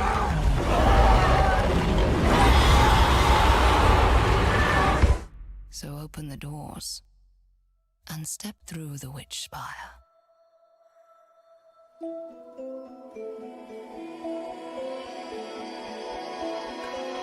How are you going to show something like that and not show gameplay?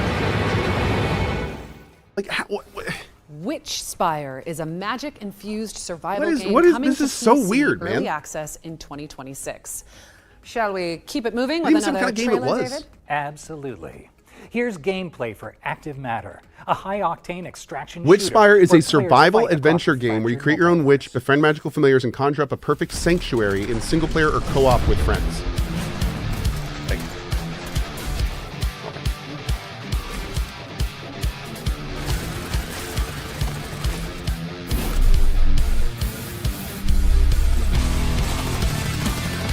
Wait, what game is this? This isn't that new Stalkery game, is it?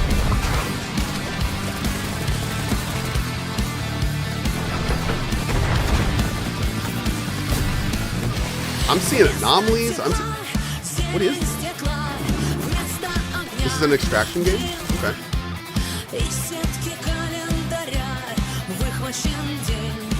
Like a stalker extraction game.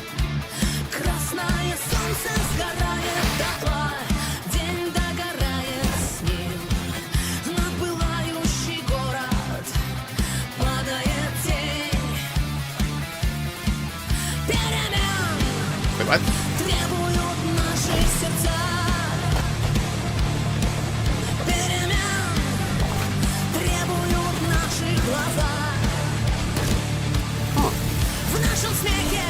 Some of this looks pretty badass.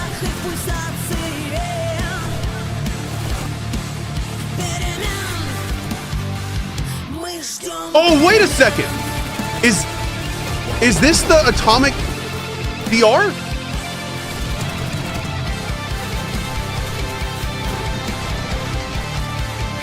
This is active. Oh no, that's the cube. This is Active Matter. Okay. I don't think I've heard this one. Active Matter. I really want to see more about the cube if you can't tell.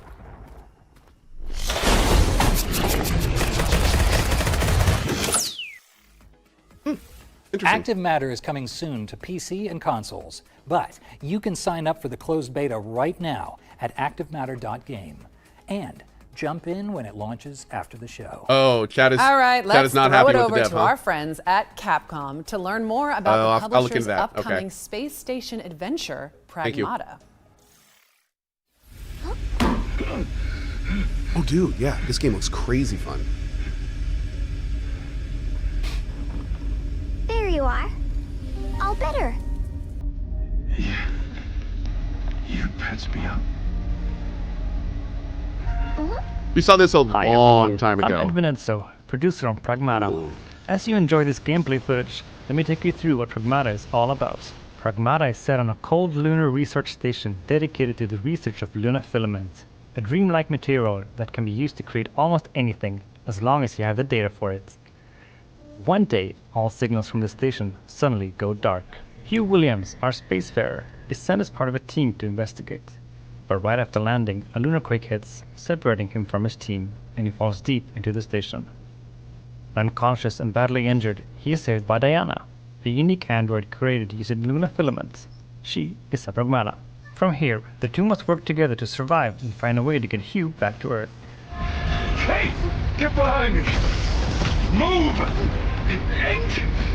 That's the second time we've seen her, like... Bypassing first and second firewall. Hooking control protocol. Oh, that's Analyze. wild. Converting the interrupt matrix. Visualization complete. Initiating hack. Their journey will take them through the depths of the station, facing the Dude. dangers that await them. One of the standout features of Pragmata is the combat system, in which both of our protagonists must work together. Diana can hack enemies, which opens up their armor. Hugh can then come in with his arsenal of various weapons to shoot at their now exposed weak spots. This 2-in-1 gameplay extends to exploration as well, where Diana hacks the station's systems to allow them to continue their exploration. That's really cool, man. This is new. Hell yeah. I love seeing this stuff.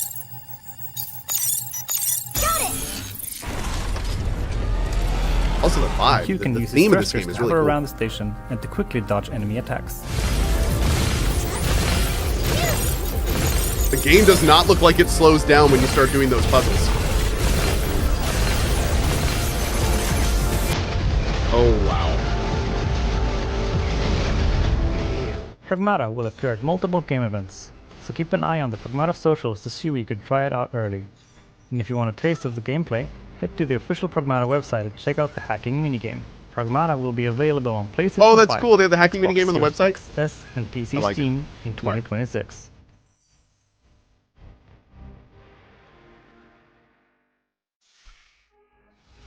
Pragmata is coming in 2026, so wishlist it now. And if you're here at Gamescom, you can play it on the show floor. Okay, we've got one more thing to show you before we go. Yes, what would we be without a one more thing? Spooky season is approaching after all. Ooh, and this is our final girl. Enjoy. Dude, I love David's face. Hold on. Official Pragmata. Okay, Look at David's we've got face. one more thing to show you before we go. Yes, what would we be without a one more thing?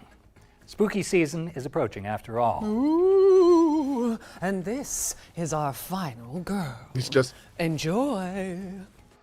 nothing. He just stares at her the whole time. like.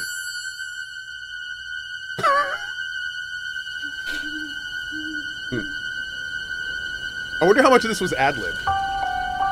A quiet town. Just like hundreds of other small towns all across America. A town just like yours. But it was here on October 31st. Wait a second. 1963. No motive, no warning. Is no this provocation. Just senseless death. I met him 15 years ago. I thought there was hope, that he could be reached. But what I met was not a child. No emotion. Perhaps not even human. 15 years later, he returned home. But what happened that night was only the beginning. It wasn't just a killing spree. It was a reckoning. Whoa, calm down. He was going to reach it. Come on, we have to go. No. I'm so curious if they're just going to take Friday the 13th and copy paste it into You this. can't reason with him. You can't kill. What is this game? The boogeyman. There it is. There it is. Oh my god, dude. A single player and multiplayer horror experience. Single player. Interesting. Okay, that could be fun. Nice. Excellent. That's right. Halloween the Game Hell yeah. is a stealth horror game based on the beloved movie from 1978. Yeah, it features a story mode as well as an online multiplayer component. And it's coming in 2026. Story mode. Update those wish lists. But with that, we've officially reached the end of the show. Oh. Well, before we go, we want to extend a massive thank you to all the talented developers who contributed to this year's Gamescom showcase, as well as everybody watching at home who came along for the ride. Remember that you can head to the dedicated Future Games Show Steam page to wish list your favorite games from today's show. You can find that at the top of the pin chat, by the way. We also have a ton of follow-up content dropping across GamesRadar.com, so you can dig deeper into your favorite reveals. And if you want to watch all of the individual trailers from today's show, just head to the FGS YouTube channel. Don't go anywhere just yet, though, because our FGS Live from Gamescom showcase airs right after this, with even more exclusive trailers and developer interviews. That's right. I'm told they're opening the show with a fantastic world premiere, so you don't want to miss it. Yeah, right. Shall we sign off and try to seem all cool and collected? No promises. But here goes. I'm Maggie Robertson. And I'm David Hayter. And This has been the Future Game Show at Gamescom 2025. Yep. Man, that's so good. It's so dumb. I love it. Oh my god. That was great. Thank you to the FPS guys again for yet again sponsoring our watching of this. These are always fun. These are always fun. I swear every one of them gets cornier than the next, and I'm here for it. I'm here for it. Keep getting guests at like hosting, please.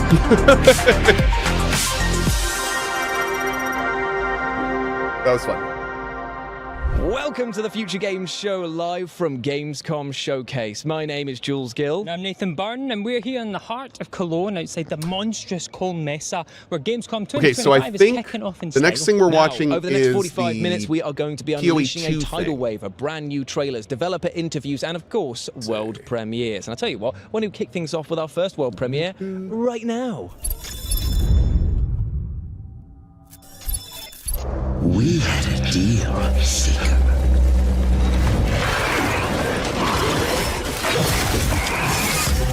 I gave you a second chance. What is this? In return, hunt down those that hide from me. Whoa. So go now and slay. Dude, hold the phone. Is this gameplay?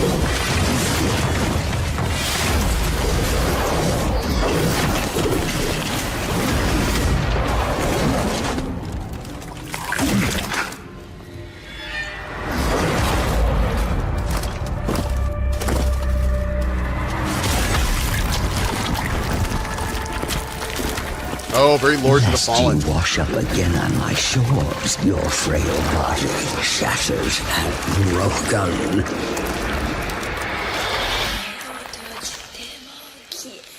Dude. That was Kai. And slay Seeker. There was one thing in here. We had a deal. I want to see that. There was a part in this. Played a lot of games, and you do not see this often. I gave you a second chance. And if this is actually in the game, this is gonna be one of the first times I've ever seen it. In return, look at this right here. Watch this. Down those that hide. Did you see that? You can see the damage where the weapon went in and out of the body. That is rare. That is super rare. Like, I wonder if that's going to be... That's crazy. That is not... I'm pretty sure this is a cutscene, though. But I wonder if they're going to do that in the game. Most games just do not try that. Yeah, I'm pretty sure it's a cinematic. So go now. But the fact that they're paying attention to that should be good. There's never been a game that's done it well. Never.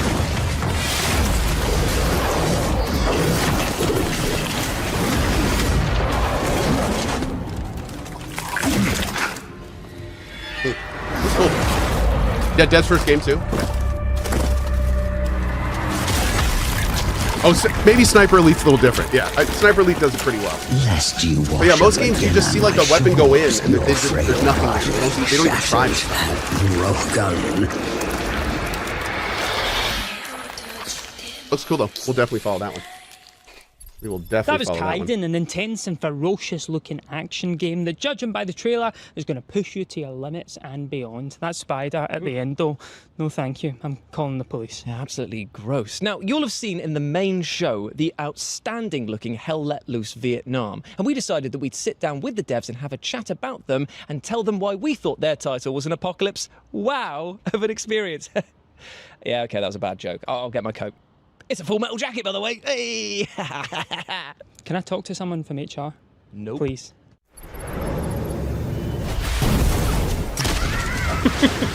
Works better when we know them. Or when I know. Hi, I'm Matt from Expression Games, and we're excited to reveal the next chapter in the Hell Let Loose franchise. Hell Let Loose Vietnam. You have the countdown or anything on Path of Exile? Oh yeah, okay. We're doing this, man. Oh man. Okay. Great. I am so excited for this. Hill's going wild over here. Dude, I am very, very excited for this game. For those that haven't heard, and I'm kind of public about this, I let GGG know they were super cool, and they came to me, and they were like, hey, you want a sponsorship to play Path of Exile 1? And I said, I love you guys to death. But no, I am totally in PoE 2 now, man. I just like it. For me, I like PoE 2 so much better that like I don't know if I can go back to PoE 1. I like the feel of this game so much better. It's slower, more methodical. Like it, I just really enjoy the pacing of this better. So Like I don't know, man. I'm a PoE 2 boy now. I don't know if I can go back to PoE 1. So yeah. I'm pretty pumped for this. Mm-hmm. Harksey says PoE 1 is so much better. I think a lot of people feel the same way. You know, and there's nothing wrong with that. I'm not gonna yuck your yum.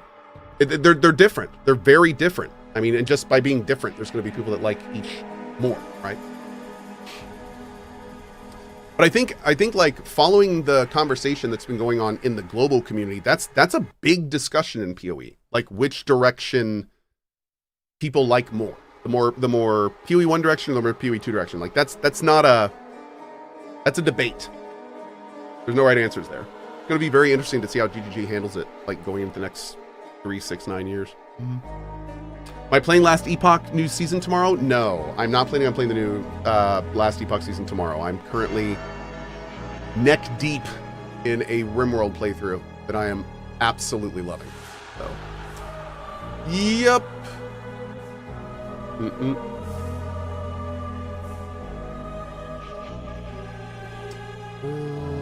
One second.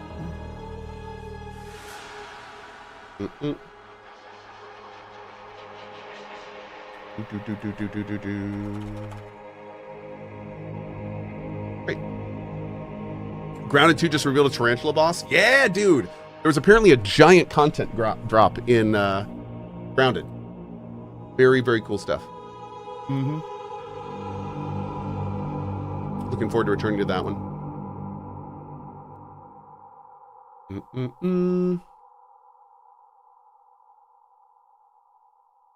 All right.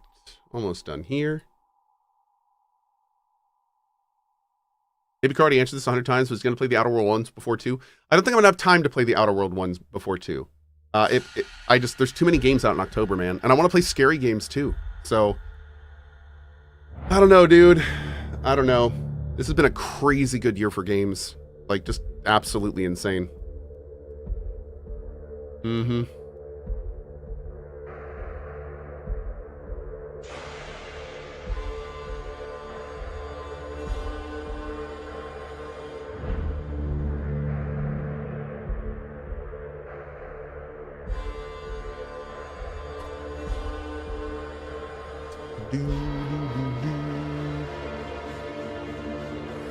Oh, hey, Aegis of Orion. I did not know that. By the way, John Carpenter himself is directly involved in the Halloween game at CohhCarnage. That's really cool. Huh, interesting. I thought it was just showing the John Carpenter thing because it was like a throwback, but that's kind of wild. Hey, Falcius, how you been, man? Good to see you.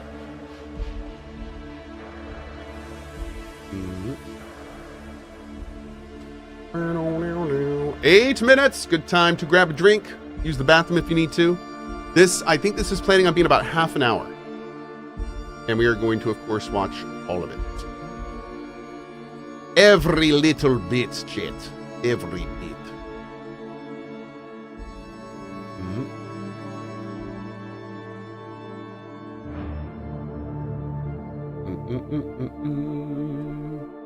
So far, indies are dominating Gamescom for me. Hell yeah, dude.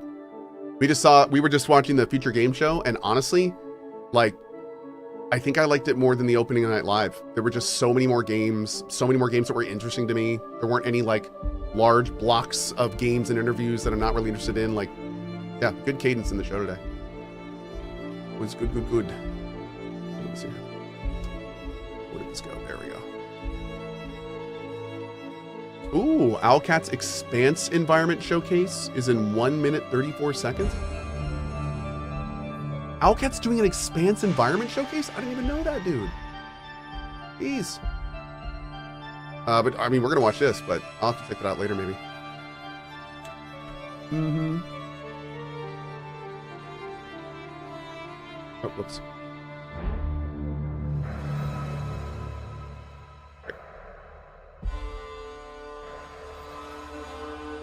Oh man, the Expanse by Owlcat is looking incredible. It is looking so good. Oh, that cutscene was absolute fire.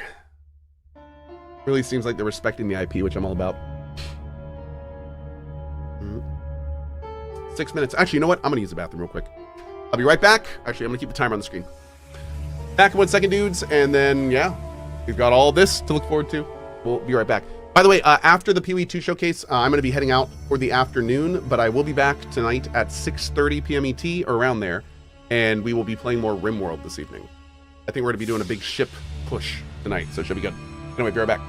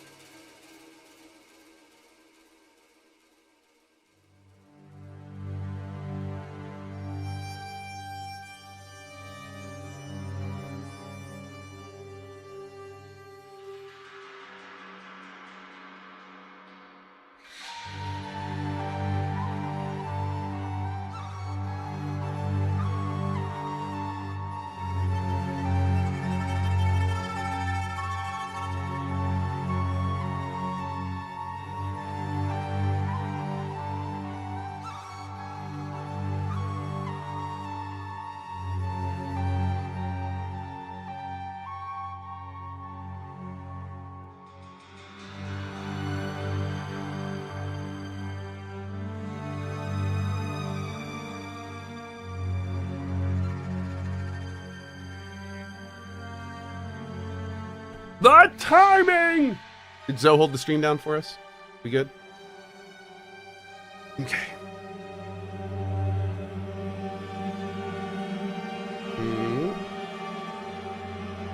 Oh, hey there, big guy. I've got one cat on my left hand and one cat on my right hand. And they're brothers. That works out well.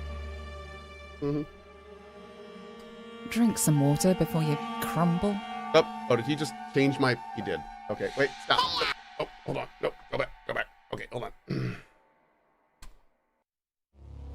Ow. Those are claws. Okay. Yeah, we have an emote for this.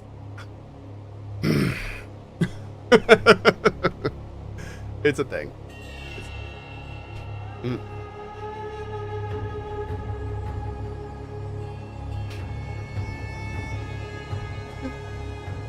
61,000 viewers. I love it. Just love it.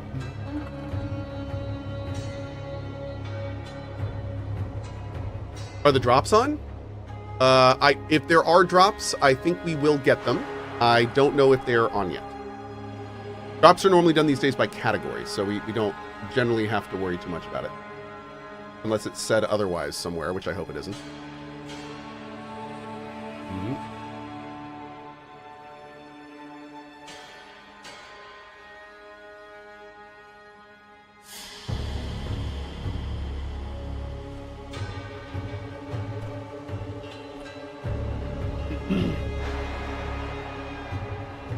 Mine Path of Exile 2 category? Should be. Let me double check. Yep.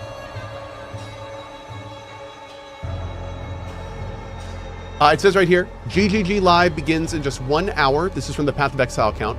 Twitch drops will be enabled on all Path of Exile channels, so be sure to encourage your favorite streamer to co-stream the event. Go get him, GGG. I like that. Put the onus on the streamer's viewers. Bug your streamer until he shows you what you want to see. And just keep doing it until he puts on Pee-wee 2, because that's what he wants to see, and that's what you want to see. And he wants you to see what you want to see, because he's a streamer. So, yeah. Okay, we're good.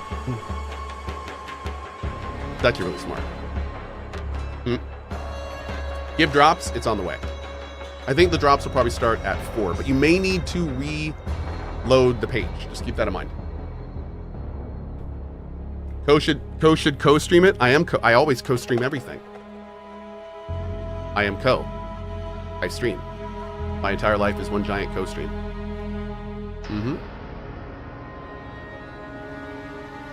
Hey Cohh, this is me encouraging you to stream the Pee-wee event. Thank you. The pinned link is not working. Oh. You're right. That's interesting. Let me double check that. Hi, I'm Jonathan Rogers from Grinding Gear Games, and welcome to GGG Live. Today we're going to show you an exclusive reveal of what's coming next for Path of Exile 2. Twitch drops are enabled on today's live stream, so you'll be able to claim your Sun Priest's Incineration rare finisher effect by following the instructions below. Now with that out of the way, let's get started. It's time to give you a teaser of what's coming in Path of Exile 2, the Third Edict. Chat, we're fixing the link right now. It is pathofexile2.com/edict, I believe. Or no, it's not that. Karui! Hold on. I have called you here to save our people. To save our way. Over the ages, we have known pain like no other. Ow. But we endured. And we became mighty. Now, outsiders dishonor our shores, and we have stood by, doing nothing. Hear my voice, ancestors. Show us your strength. Show us the true way. I understand.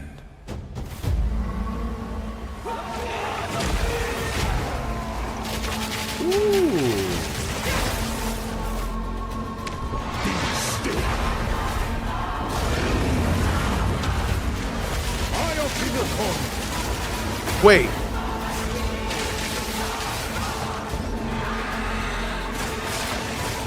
This is the update? How much new stuff is there?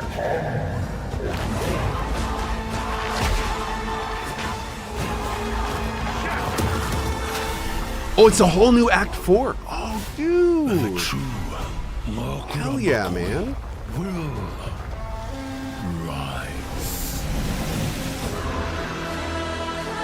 Nice.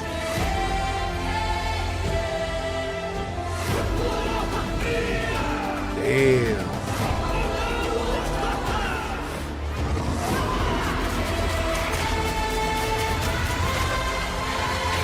A skill rework? Already?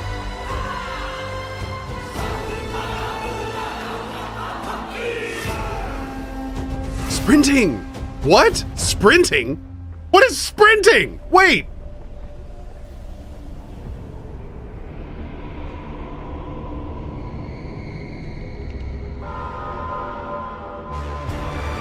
Are they bringing Abyss back? Oh, I love Abyss. Dude.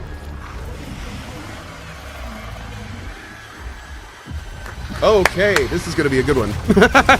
This is going to be a good one. Nice, dude. Oh, also, I've been getting a lot of questions about this. Let me say this right now. When we return to Path of Exile, the first character we're going to make is not going to be hardcore, and we will be completing up to max all the content, bosses, story, etc. So I know we didn't do that last time. Start by going over Act 4, the next chapter in the Path of Exile 2 storyline. But that's not all. There's also 3 new interlude acts to get you to endgame, which means we're removing cruel difficulty too. After that, we'll be going through the massive changes to characters. I'm super excited to show you how I've overhauled the entire support gem system, buffed. added new skills, and yes, there are buffs. Okay. Next, we'll go over the Rise of the Abyssal, this season's exclusive league mechanic, and talk about the new rewards, crafting systems, areas, and bosses that it adds. Dude. After that, it's on to changes we're making to the endgame. Then it's time to talk about items, crafting, and oh yeah, trade. That's going to be a big one. We'll then go over our new supporter packs and finish up with a live Q&A session where Ziggy D will ask Path of Exile 2's game directors, myself and Mark, your questions from Twitch chat. And after that, at 4 p.m. Pacific, patch notes. They're not quite complete, but they should give you some nice details to chew on. We've got a lot to cover today. But when first, is this? another I want to say it's the announcement. 29th. When the third edict launches on the 29th, we'll be having a free weekend for Path of Exile 2. That's right, Path of Exile 2 will be free for the first time without requiring an early access key. Good The free call. weekend will end on September the 1st, so you'll have plenty of time to give the game a try. All right, let's get started with Act 4. The story continues from the end of Act 3. Doryani has agreed to help you find an ancient weapon that can be used against corruption, the instrument of the Third Edict. The weapon was broken in ages past, but he believes that the pieces may be found in the Karui archipelago, the home of the Karui tribes. You will need to journey to Kingsmarch. Very Pillars of Eternity 2. I like it. Hire a ship and set sail. When you open the map, you can choose to sail anywhere you like. Act 4 is completely non-linear. And you can visit the islands in any order you choose.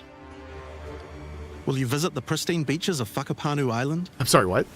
The Karui whisper of a curse that What- afflicts what all did you who say to travel me? there. Perhaps it's related to the weapon you seek. Or maybe you will visit the volcanic shores of the Isle of Kin.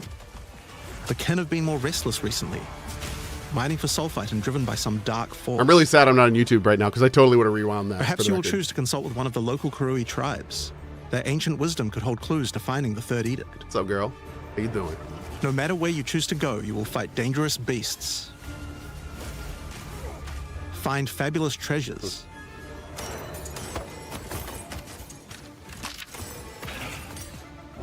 and battle incredible bosses. A challenger! Oh, that's fun. Yama sees your soul! There are 8 islands to discover, each teeming with its own flora and fauna. Act 4 contains over 100 new monster types, 16 new areas, 12 new bosses, and plenty of other interesting encounters. Oh, hi! There's a huge amount to show, but we're not going to spoil too much here. We want to give you a chance to discover it all for yourself. What happens after Act 4? Well, until now you had to repeat the entire campaign again before you could face the endgame. But after adding Act 4, the game is far too long to make you do that. We needed something else to do in between the end of Act 4 and the endgame. So what else could we do? Add 3 new mini-acts, of course, and we're calling them the Interludes. The Interludes are a set of 3 temporary side stories that will be included in the game until Act 5 is released, that will take you to level 65 where the endgame can begin. Dude! The first Smart! interlude sends you on a journey back to Ogham. Okay. Renly has been leading the efforts to rebuild Ogham Village after the defeat of Count Geonon. That's nice, man. But there's a new danger afoot. The nearby town of Holton is surrounded by an impenetrable darkness, and each night their corrupted townfolk Holy emerge shit, to raid the body local horror. farmlands. Whoa. You'll discover new areas. And new bosses. You'll need to find your way through the darkness, uncover the source of corruption. Ew. Soon you will serve our master. And defeat it. Yes, I shall dance with their corpse. And that's just the first interlude. The second interlude will have you return to the Vasteri Desert, where Asala has been given a sacred duty. When the skies align, the gifting of water requires a chosen Sekima to meet with the Selkari, guardians of the sacred water, but they're nowhere to be found. You will need to track down the Selkari. Find those responsible for disrupting the gifting. Cool. Fight even more new bosses. Discover the secrets of the ancient ritual. Discover new locations. And ultimately help Asala carry out her sacred duty. Now for Interlude 3. Okay. As Royal Vard Black, I know that Oriani had feeling plans within all plans too well. To save his people from the cataclysm perpetuated by its Ares' lust for power. One such plan involved sealing a group of willing Vaal. Here we go again. Okay. I guess to survive the cataclysm. Fine. Even though thousands of years have passed, he believes that their descendants may still live and may be key to defeating the beast. I'm actually really glad I waited to do the axe now. Like these interludes sound much better than repeating the axe. So this and this the is further gonna up be the cool. mountain you venture, the colder it will become. Yeah. I'm very happy that we waited. Explore caves of ice and enter the vault itself. Who can say what you will find within? The interludes are 6 to 7 areas each and generally include 4 boss fights as well. Nice. When you put that together with Act 4, that adds up to 35 new areas in the campaign and 24 new bosses. Beautiful. Beautiful. It's worth making clear that the interludes are temporary. When Act 5 and 6 are added, the interludes will be Will going the game be away. free to play at launch? Yes. These are side stories after all. But don't worry, the bosses and areas You that can make up the buy interlude are all part of access the now. endgame. We're not just going to throw them away. For $30. And with that, we don't need Or cool wait until difficulty it's anymore. done and it will be We free. do know that it was a pretty big chore to have to play through the campaign multiple times on each character. And this Also, was there's a huge free weekend reason that coming the up, campaign could feel like a if you bit wanna of try a it. slog when playing through again. But we do also have another new feature to address that particular concern as well. So let's talk about sprinting. In 030, when you hold down the dodge roll button, your character will go into a sprint after they finish the roll. This is available on all character classes, and there's no limitation on how long you can sprint for. Holy shit, dude. This is... The primary purpose of this feature is to make navigating areas faster when out You of can do combat. it in combat? Because of that, if you do take a hit while sprinting, you'll fall to the ground. The best idea is to use a skill. I when you cannot see wait monsters. till the first That'll break down hardcore the player sprints and dies to engage that. with no danger. Oh, these clips are going to be wonderful. If you do need to run away from monsters, Oh just my hold God. spacebar. You won't be vulnerable during the roll. I and can't you're faster while wait. Sprinting than basically I just any want a monster in the game, compilation allowing you to of retreat people from combat. clipping and getting killed in like Sprint in-game is maps. a pretty significant change to PoE2's gameplay. What I like most about it is that we can accelerate Oh, the pace it's of the gonna game be for those so who good. want that, without having to compromise on PoE2's more visceral I'm sorry, I'm combat talking too much. I'm systems. too excited about this. Okay, so that's the new extensions to the campaign, but there's a whole giant league to play through as well. I'll leave that to Mark to talk about later. And that's because what I want to talk about Hardcore now people is will the never new stuff sprint? for your characters. And probably one The of the good biggest ones new will, systems 'cause they're here gonna win the is with race. the support gems. Now, support gems are one of the most interesting elements to creating a build. They're what enables so many interesting mechanics and different ways to play. But PoE2's support gem system has just never been quite right. One of the major issues is the limitation of only having one support gem of each type on your character. We didn't want builds to just become using the same 5 most powerful supports in every skill. That's kind of what The problem happens, with this yeah. design, though, is that it's actually working against using multiple skills in your build. If you can only use each support gem on one skill, it means that you're encouraged to go all in on that one ability. And we want to encourage you to combo your abilities. Something needed to change. Dude. So with that in mind, we've removed the restriction of having one of each support gem per character. You can now use as many copies as you like. This should drastically increase the amount of possible builds and increase the amount of skill. That is a crazy change. There are a lot of potential builds that suffered from the previous restriction. For example, a poison build previously couldn't add poison to more than one skill. That's right. They couldn't use stacking poison on more than one skill either. That's right. This severely limited your ability to combo with And that's what anything outside everyone of the said when the specifically system designed came poison out. archetype. Y'all But were now you like, can. trust us, we got this. Many utility skills previously We were couldn't like, scale to no. endgame because the supports that would make them scale And now they're were like, okay, useful you're to right. use on other skills. I You love would it. never I speed love up it. killing Palm with martial tempo. This You is would great. much rather use it on your primary skill instead. What happens to There are more gemling? examples like this all over the place. Good point. Yeah. We're gonna have to redo that whole In thing. addition to that, though, we thought there wasn't enough feeling of progression in the supports as you went through the game. There were only 3 tiers of supports, and many of the most important ones were given out at Tier 1. Also, there were no strict upgrades, meaning that upgrading supports when you ran out of sockets required quite a lot of thinking. In order to solve these issues, we now also have multiple levels of many supports as you go through the game. For example, double barrel support I don't gives you know. an extra bolt, but at the cost of 30% less reload speed. At Tier 2, the penalty gets lowered to 20%. But then at Tier 3, the support gem gets something new. It now reloads automatically when you heavy stun an enemy. In some cases, the highest Oh, tiers might wow. look a little differently, Okay. and you'll have to decide if you like the upgrade or Yeah, not. this is gonna be depending on your more build. RNG. For example, rapid casting. The first couple of levels gives 15, then 20% increased cast speed. But then at Tier 3, it changes to a new approach. For each different spell you cast in the last 8 seconds, you get 10% increased cast So wait, speed, you might want to which use could the be a pretty previous big tier bonus if over you use the a lot of latest different tier. spells. So that's pretty good for upgrades through the campaign. but we wanted to add a little more spice to the endgame for supports too. And that's where our new So they don't system, always get lineage stronger. supports, comes in. Sometimes they change. You can think of these like unique items, but for supports. There are supports that are only available at endgame, but they're much more powerful. Like Ratha's Assault. It's an upgraded version of Double Barrel that reloads your skill as you dodge roll, as well as increasing the number of bolts it can hold. But it does mean that it's the only way you can reload the skill now. Now, unlike regular supports, you can't find these through the uncut support gem. Just like unique items, many of these can be found from specific bosses. And there's a ton in the regular drop pool too. Some of them are fairly rare, others fairly common. Oh my god. Some of them are guild defining. This is going to be a lot. These are some Others big are just changes, straight up man. power upgrades. All in all, there's around 40 lineage supports being added throughout the endgame. Wow. So there's a lot of power to find out there. Now, the new support gems are certainly going to open up a lot of builds, but of course we have a huge range of improvements to individual character classes as well.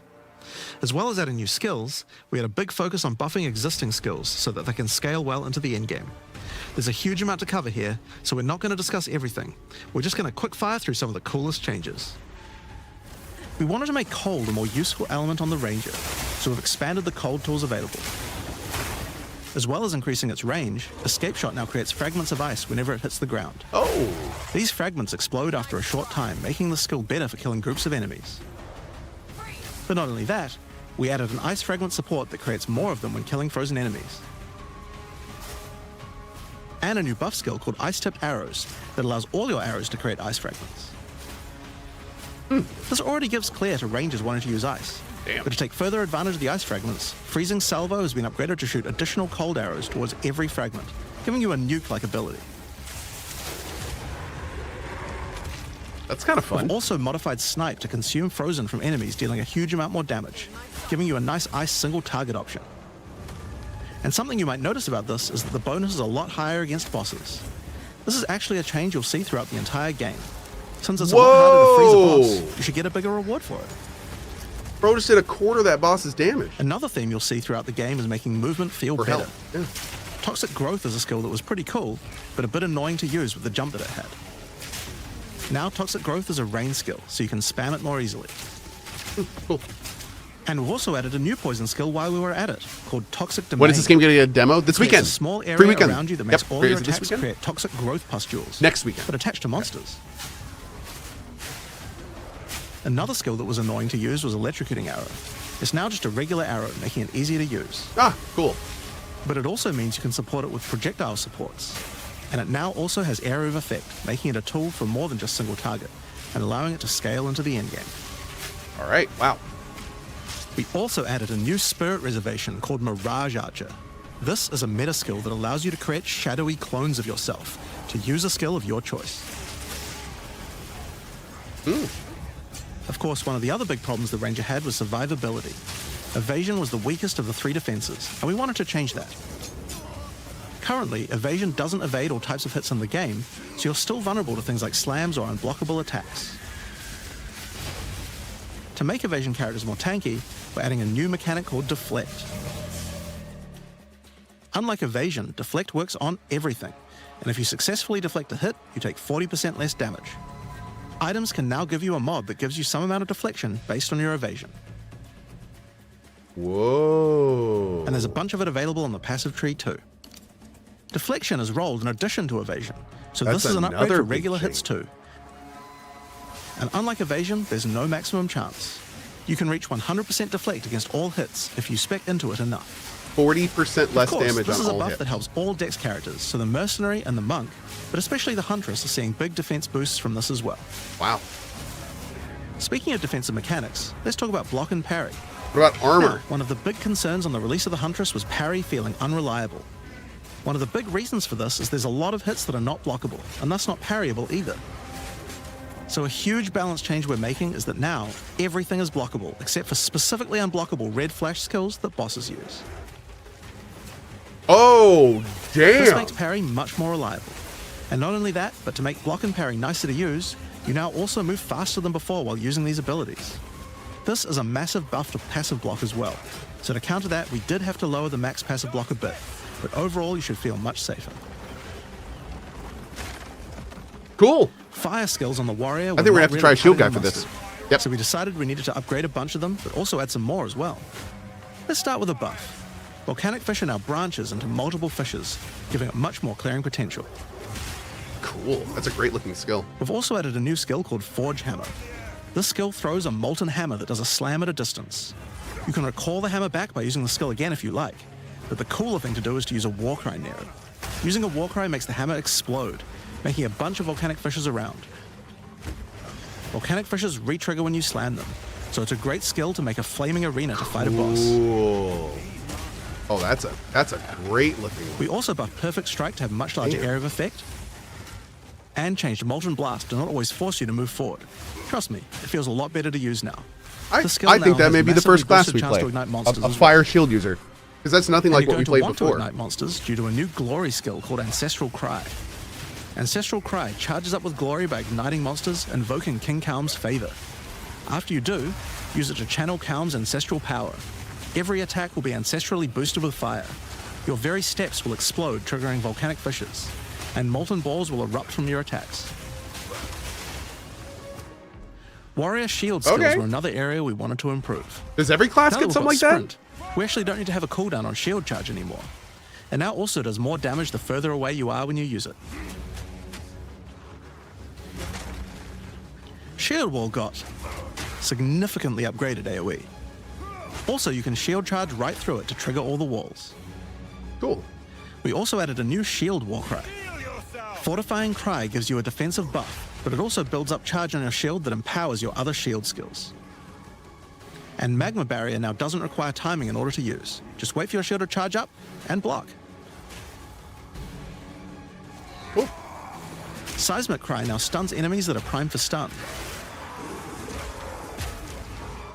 And we changed the Sunder interaction with Armor Break. It now also gives a Sundered Armor debuff that makes enemies take 40% extra physical damage. Great for bosses. Ancestral Warrior Totem has undergone some pretty significant changes too. We wanted the skill to feel more like using an ultimate. That summoning an ancestor to fight for you was a big deal. So we've changed this totem to require 3 endurance charges to summon, and massively buffed its damage. It also now scales your weapon damage too. Oh. Damn. Okay. Since there's no limit anymore, if you build around generating endurance charges, you can summon an entire forest of totems. In order to make that easier, we added some new sources of endurance charges. There's now a support to make Perfect Strike generate charges, and a support for generating endurance charges from heavy stuns as well. Perfect Strike? Speaking of totems, we wanted to upgrade the Warbringer. Among the other changes we've made to this class, Answered Call now gives an extra totem, and the spirits have just been generally buffed in many ways. Use it with your limitless ancestral warrior forest to make an army of Karui that would make Tukohama proud. We've also merged the Great Wolf Howl and Warcaller's Bellow support, so that you can get all the benefits with 1 point. And Encased in Jade no longer removes the Jade when getting hit, making it a much better defense. Next up, let's talk about accuracy. Accuracy was always intended to be something that warriors didn't need to care about very much so long as they're in close combat. But unfortunately, that's not currently the case. This was particularly annoying with skills like Bone Shatter, which you certainly don't want to mess with. So we significantly buffed your chance to hit at close ranges when you don't have much accuracy. Warriors shouldn't require any accuracy investment in order to hit with close range attacks now. Wow. Okay. Sounds like a giant buff. Just buff after buff after buff. One of the major weaknesses of armor is the inability to defend against elemental damage. In order to mitigate this, we're adding a lot more of the stat that allows your armor to defend against elemental damage. It's now available on items and in a lot more places on the passive tree. That is a huge buff to armor. Dude. Awesome. One of the most important improvements we've made in 030 is to declunk the action and flow of shooting crossbows. You can now reload crossbows without any movement penalty. But not only that, all skills that can be used while moving now slow you for a shorter amount of time. This change benefits everyone, not just crossbow skills. Oh man! With both of these changes put together, the run and gun playstyle feels much better. Now we may have to try Merc again. This change is for the feel of the class. Damn it! The Mercenary is also a good chance to talk about how we're rebalancing to make comboing skills much better. Take Shock, for example. It buffs damage and lasts 4 seconds right now, but that isn't really giving you enough time to take advantage of it. If you're going to add a lightning skill into a build that otherwise wouldn't use one, we need to make mechanics like this much better. So we've increased shock duration on monsters to last 8 seconds. And skills like Plasma Blast, which are intended to be good at shocking enemies, now increase the damage bonus by a lot more. You'll find changes like this all around the game. Chill now lasts 8 seconds, giving you more of a reason to weave in cold damage. Freezing skills are better at freezing. Burning skills need to cause burns that last longer. By making skills like Permafrost Bolts and Incendiary Shot double down on how they're supposed to be used, it makes using them in your build alongside other skills much more likely. We're also making sure to buff specific combos. They are making the freeze explosions from so many changes to make this game better. Like, and using high velocity rounds with armor break will now fragment the opponent's armor. This is wild. This causes monsters to take a portion It of needed it. It kind of did. With every Yeah, subsequent hit. kind of did. Even tiny pellets. But this is a great step in the right So direction. that means following it with a shotgun blast is way more effective. Wow, it did a lot of damage. Now there's a lot more buffs to crossbow skills, but for now I'm just going to talk about the new one we added, the Mortar Cannon. This one lets you socket any grenade skill, and using it will summon a cannon which loads and then fires the grenade you choose. Dude! Another That'd be issue so on the good in Mercenary boss were fights. banners. They were just not very good, so we're doing a big upgrade to them. They now last longer, don't disappear when moving out of them, and we removed the Valor mechanic. They now just give a much more consistent and stronger buff, and you can use them when you get enough glory. On which one of the Cohh main can finally focuses cast was gun. making I various know, minion types right? more useful to use together. Melee minions in particular were just Guys didn't not know. that Yeah, it's great looking good, compared to man. ranged Looking ones. good. As a starting point, we just straight up removed the requirement for minions to have accuracy. Attack minions now always hit, which makes them way better. Oh. Brutes got some good numeric buffs, but we also added a new command skill where they do a war cry that intimidates enemies and detonates any frozen monsters and allies around you in a big cold explosion. Dang, dude. We've also changed the Frost Mage's command skill. Are to an minions ability that back? adds ice armor to your other minions, adding a layer of defense. And it makes them deal cold damage back to the attacker as well. The ice armor also makes the minion count as frozen, so the Brute's war cry can detonate them too. Oh, that's cool. Unearth was changed to work on corpses of your dead skeletons, allowing you to summon the minions more easily in boss fights. And they also got a new jump ability, allowing them to get into combat faster. Ray's Spectre was also feeling pretty weak for the spirit cost they have. To be honest, we were a little afraid of these when we first balanced them. We've both decreased the spirit cost for a large range of monsters, and have significantly increased Spectre damage too. They should feel a lot more impactful. There's also a lot of new spellcaster weapons with newer cult skills. But I'll just talk about one of them that I thought was particularly cool. The Reaping Staff is actually a wicked scythe that gives you a new ability called Reap. When an enemy is low in life, you can dash forward and rake enemies with the scythe to cull them instantly, healing you. It can also inflict critical weakness on enemies too. Now, there's a lot of balance changes in the Witcher's Ascendancy classes, but I'll just talk about 2 of them for now. On the Blood Mage, you were previously required to spend your first points on Sangomancy, which really was supposed to be the downside for being able to access the powerful abilities on the rest of the class. In order to make picking the Blood Mage a better early option, we've made Sangomancy free, unlocking the power of the rest of the class immediately.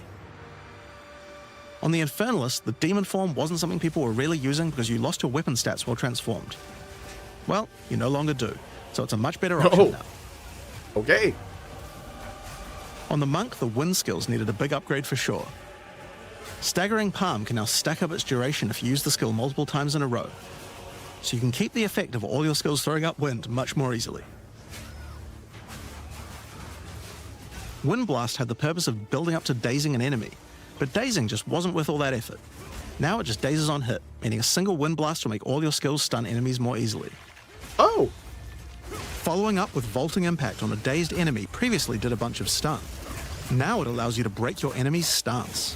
When their stance is broken, following up with a fast attack will do way more damage. Huh. A cool build that certain people always enjoyed in PoE 1 was hand-to-hand combat, but until now we just didn't have a real way to make it viable. Well, that changes now. The Monk, as a true martial artist, now has the ability to learn the Hollow Palm technique, a keystone that lets you use all quarterstaff skills while unarmed. All quarterstaff attacks now have a special unarmed version, and you get further bonuses to all your attacks from stacking Energy Shield and Evasion on your What?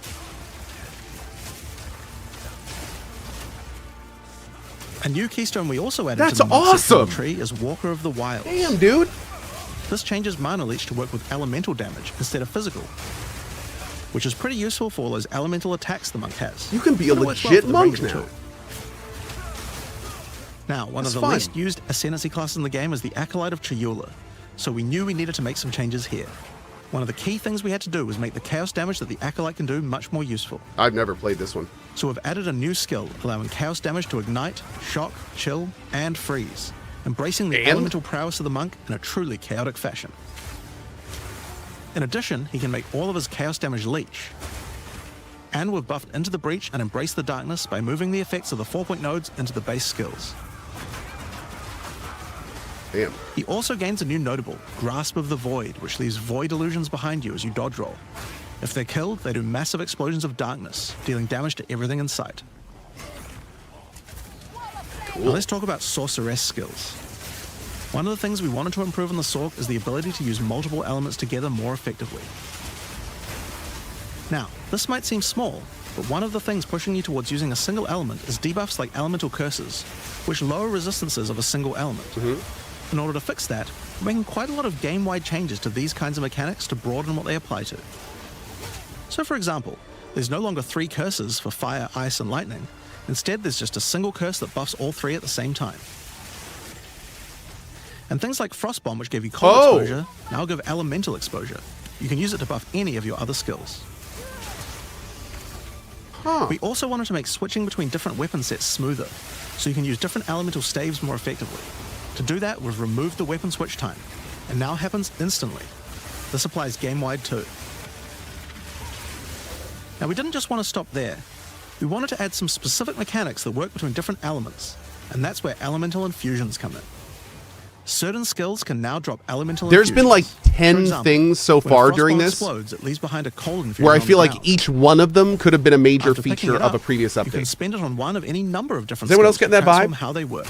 Like, I think this may be one of the bigger updates updates this game has ever received. Like between both of leave them. a chilled area on the ground. Like the amount of changes, like sprinting. And we also added a What? new low-level skill Like, that this fires is ice shards. Use it with cold is crazy. infusion, though, and the ice shards will explode. Orb of Storms now generates lightning infusions. Oh when you man, I cast can't enough wait to spells wait. in it. When is this coming out? And that's This is all coming out the spells, by the way, 29th? not just lightning. Once you have one, you I don't could have cast a time for this. lightning flame wall, which adds both fire and Damn lightning it! damage to I all don't have time for projectiles this. that pass through it. What? Or Oh my power God. and a fusillade with lightning, 'Cause we're gonna have to play this which will now. generate arcs to nearby enemies as each fireball hits. Oh my lord. Okay, we're gonna make time. Yeah, we are gonna make time. You're damn right we are.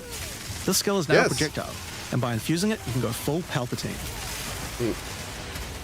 Get fire infusions by blowing up monsters with living bomb. Then use them with Comet to summon a giant fire meteor from the sky. Or use it with Firestorm, which transforms it from a small area into a much bigger one. Firestorm is unique in that it can be infused by multiple different elements at the same time. Add an ice infusion to rain down ice at the same time Man, as that the fire. flooring looks awesome. And add lightning to add deadly strikes from the heavens into the mix. Or use it with all 3 to generate a storm that is truly apocalyptic. Cold Snap has been simply turned into Snap. Previously, you could use it to shatter ice, but now it works to detonate all of the different elemental ailments and makes them leave behind infusions. And just like how you could previously use it on Frostbolt, you can now also use it on Orb of Storms and Solar Orb to detonate those as well, which means you can create many infusions at once. We also have a Spirit Reservation skill and a support gem to help generate them too. On the passive tree, we've added quite a few new keystones to the Sorceress section. Here are a couple of examples. The Black Flame Covenant keystone converts your fire spells to chaos and causes your ignites to deal chaos damage.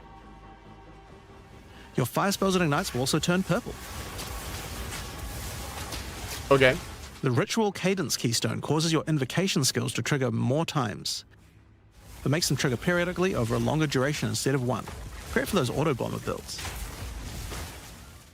Now, in addition to skill changes, we've added a lot more options for the passive tree for each class. Overall, there are more than 100 new notables on the tree, usually around 20 per class, along with smaller clusters as well. Check out the old version, and here's the new version. It's a lot more dense, and there's more interesting nodes than before. Dang! Now, we probably can't go through too many of these in the live stream, so I'll just show you one from each class's area of the tree. We tried to be a lot more thematic with the new nodes. So for example, the Molten One's Gift. It lets the benefit of Armor Break apply to your fire damage. Or how about Last Stand, which gives you lots of stats as your situation becomes more and more desperate. Whoa. A lot of these have themes aligning with Ascendancy classes.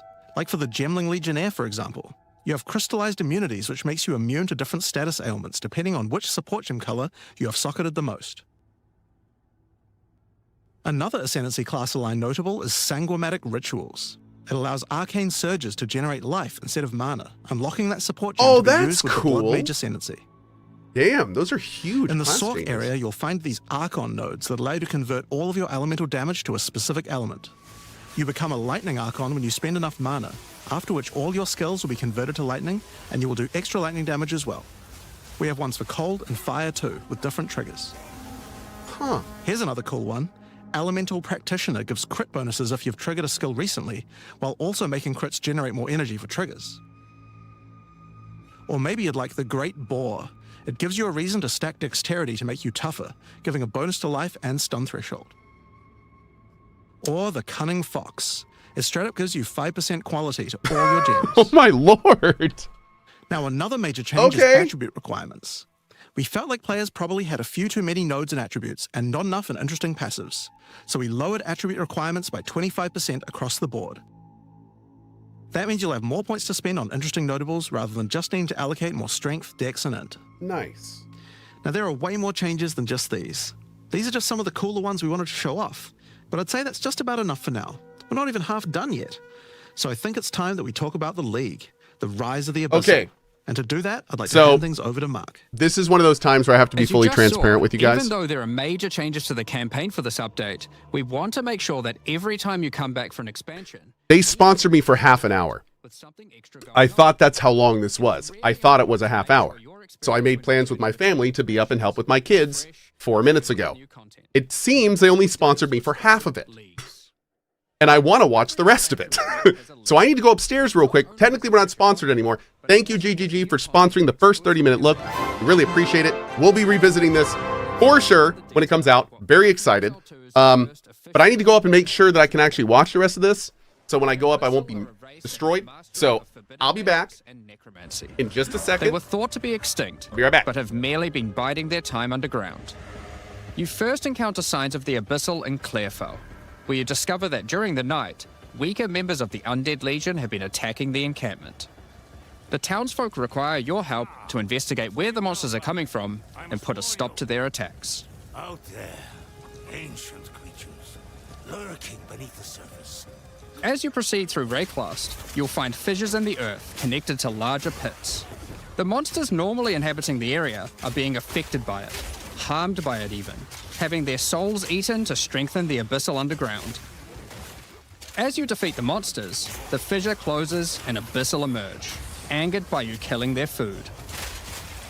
Once all those fissures have been sealed, the pit activates, and more Abyssal pour out. This is where the larger and more dangerous monsters reveal themselves, as hordes of Abyssal spew out from the pit to take your soul. If you kill a magic pack, then magic Abyssal arise. If you kill a rare, then a rare monster will emerge from the pit, Abyssal. having Awesome. absorbed some or all of its It is modifiers Abyss. for itself. Hell yeah. This means the monsters emerging will generally be more difficult and more rewarding, as each modifier gives better rewards. If you are able to kill them all, the pit will seal shut. As each pit is closed, it reveals a potential reward. Abyssal troves will rise up out of the pits, Cool. allowing you to get some epic loot. Do we still get the Abyssal level? Have they mentioned that yet? Areas often contain many pits, with many fissures, and the amount goes up as you progress through the game, getting more intense. It doesn't stop there. When monster mods are absorbed, they have a chance to become infused with the Dark Necromancy, transforming them into Abyssal modifiers. For example, you defeat this monster with the Mana Siphoner modifier. Their soul is eaten by the pit, and a rare monster emerges. The Mana Siphoner modifier has transformed into Soul Siphoner, and is now amplified in danger and reward. Oh. Okay. Abyssal pits also interact with other monsters and mechanics. If you defeat a rogue exile that's near one, it'll be revived as a Lichborn that has multiple abyssal modifiers. Lichborn exiles even have their own unique jewel they can drop, if you are lucky enough to encounter and kill them. Has the hollow mask equipped in the top? If an abyss spawns near a boss, killing it will summon a gigantic Giga Larvae creature. Monsters imprisoned in essences near talk abyssal more about pits are that! affected by the abyss too. They will come with an additional new essence item that can be used to craft your items. Okay. So, that's your bread and butter of the Abyssal League. Kill surface-dwelling monsters, kill the emerging Abyssal, close the fissures, overcome pit encounters, and reap the rewards. So we're not going to be dropping There's into a the lot abyss more like to this one. league, This looks like a lot of extra stuff, As you too. complete abysses, you can find ancient pieces of bone, preserved from the remains of fallen Lichborn. These are one of the many rewards for your mission to seal the pits. Desecrate? You can use this on a rare item to imbue it with abyssal magic, adding a special hidden modifier to your item. But how do you reveal it? In Act 2 of the campaign, you'll encounter a new area. This area is overrun by the Abyssal and the Lost Men. Oh. After clearing through this area, you'll find the Well of Souls, a giant cavity with a massive vortex of souls swirling beneath you. So how do you reveal the mods on your Abyssal-infused items? Obviously, just throw them in, right? Yes, that's exactly what you do. Before throwing it in, you are given the option of how you want to transform it, in the form of a choice of 3 different modifiers. Ooh. Once you've chosen your desired mod, throw it in, where it will absorb the power of the souls, and the ominous creature will then retrieve it for you. These modifiers can be ones from the core mod pool, all the way through to specialized modifiers that cannot normally appear on items. During the campaign, you can use it as a way to more easily add useful existing mods, but during the endgame, there is a whole set of new and powerful mods you can add to your items. Cool. Like this mod for crossbows that allows you to place an additional ballista totem. Oh. Or this one that adds spirit to your staff. Oh. Or this one that allows you to generate more combo with your quarterstaff skills. Cool. And speaking of endgame, you can also use the system to craft waystones. With a preserved vertebrae fused into your waystones, you can get some new modifiers that push difficulty and rewards to new heights. Here are some examples of those.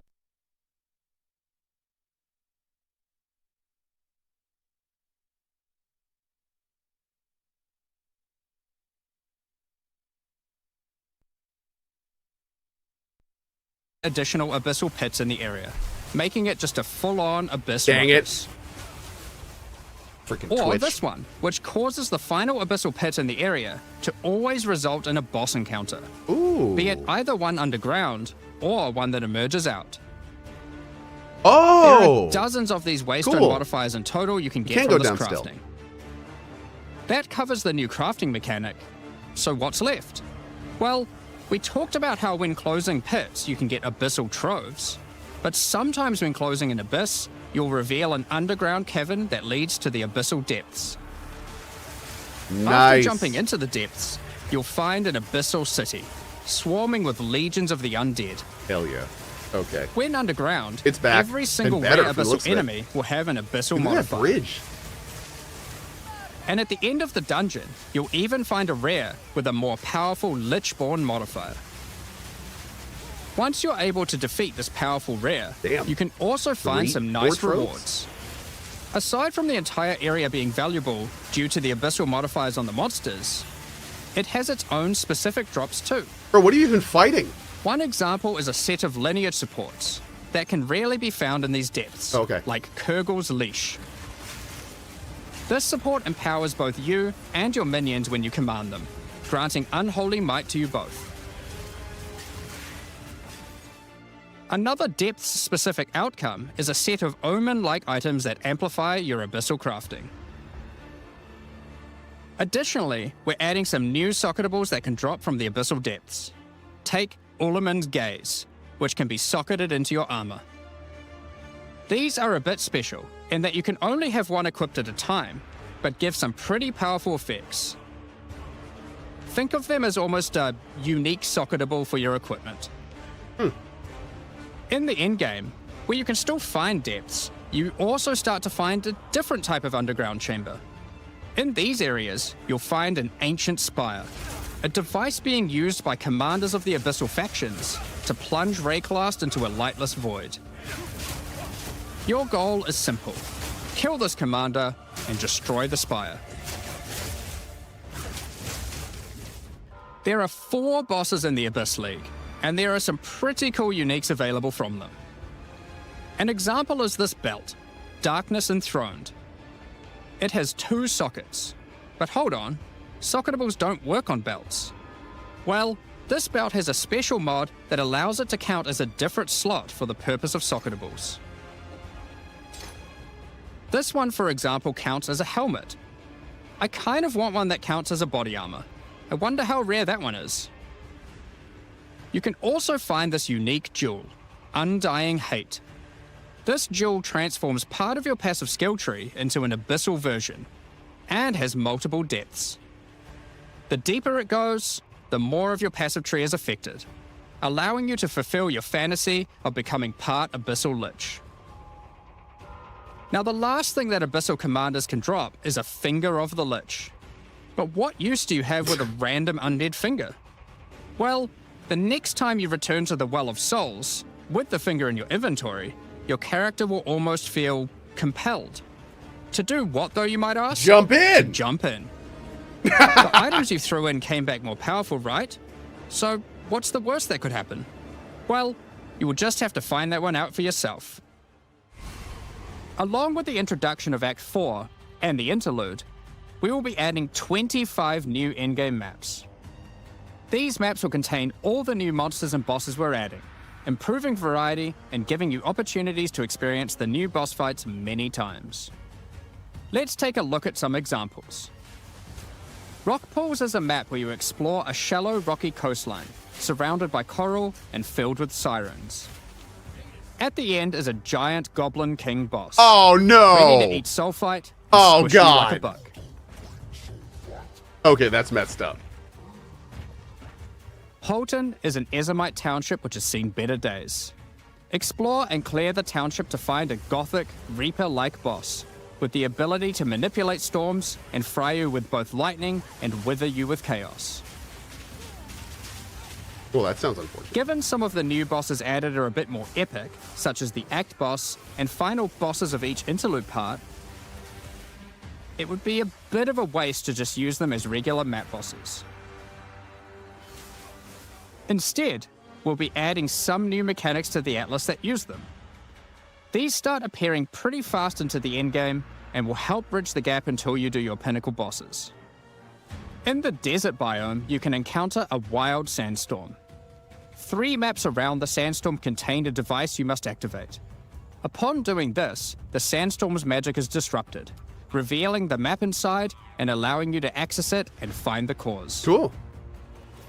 This presents itself in the form of a boss, similar to the existing Citadel bosses. This boss is a Faradin Swordmaster, who has been blessed with the power of a Time Djinn, allowing him to take his swordsmanship to the next level by replicating himself, maneuvering rapidly, and severing the fabric of time itself with his powerful slashes. Dang. In the water biome, you'll encounter a giant maelstrom, where one of the maps surrounding the water biome connects to it, but the connection is obscured. You must run the maps nearby, hoping to find a beacon, which will remove the maelstrom and reveal the connection to that map. Another example is this Vaal vault in the mountain biome. But how do we get inside? Running the adjacent maps to it will yield a key, which you can then use to gain access to this vault. Or, you could just trade for one, I guess. Use the key to dispel the powerful force field surrounding it, leading to the Vaal Elite and their rewards inside. These all contain Uber versions of the Act 4 boss, and the bosses at the end of each part I need to get one of those hats. How do we do and that? each How do have we their make this own happen? exclusive drop pool of new lineage supports, which, as Jonathan spoke about earlier, are powerful support gems that modify your skills in pretty crazy ways. As an example of a lineage support which can come from the Faradin Swordmaster mentioned earlier, we have Garo-Khan's Resolve, which causes your critical strikes to fork, but requires some mobility on your part to properly enable. From the boss sealed in the Val Vault, we have Paquate's Pact, which supports your war cries, causing them to inflict massive amounts of corrupted blood at the cost of your own life. Additionally, some maps can now spawn summoning circles, a room resembling an Ezomite henge. Activating this henge will spawn bosses. It's as simple as that. We'll also be making changes to how affixes and waystones work. As the current prefixes equals good, suffixes equals bad iteration isn't quite hitting the mark. We tried something new here in Path of Exile 2, but after seeing the feedback we decided we actually liked what we had in Path of Exile 1 more. Like Path of Exile 1, each affix will now be both difficult and rewarding. Waystone mods now grant an increase to the number of waystones dropped, and an additional specific upside attached to it. This means as you roll your map, they will continue to get more difficult and more rewarding, and allow you to customize the difficulty and rewards of your maps better. For example, the Frostbitten mod, which causes enemies to deal cold damage, also increases the rarity of items dropped as its upside. Whereas the Of Venom suffix modifier, which causes enemies to poison... Just for the record, they actually, GGG says if you don't want spoilers on this stuff, not to watch these.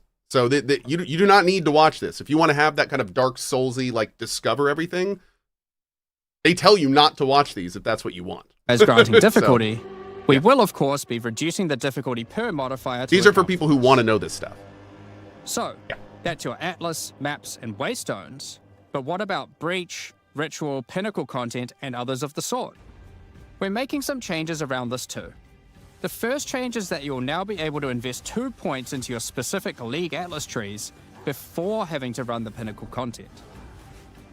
There will be a specific objective for each type of content which grants you those points. For example, in the case of Delirium, it's simple.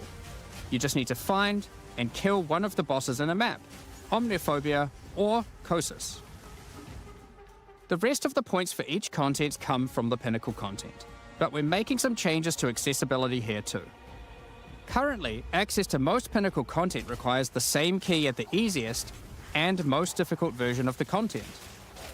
This creates a negative feeling where at lower difficulties, instead of wanting to run the content, you're often better off just selling it to someone who can run it at maximum difficulty. Huh, interesting. To address this, each content will now drop splinters, which will not form into singular items. Instead of using the singular combined item in the Realm Gate, you can now just bring your splinters.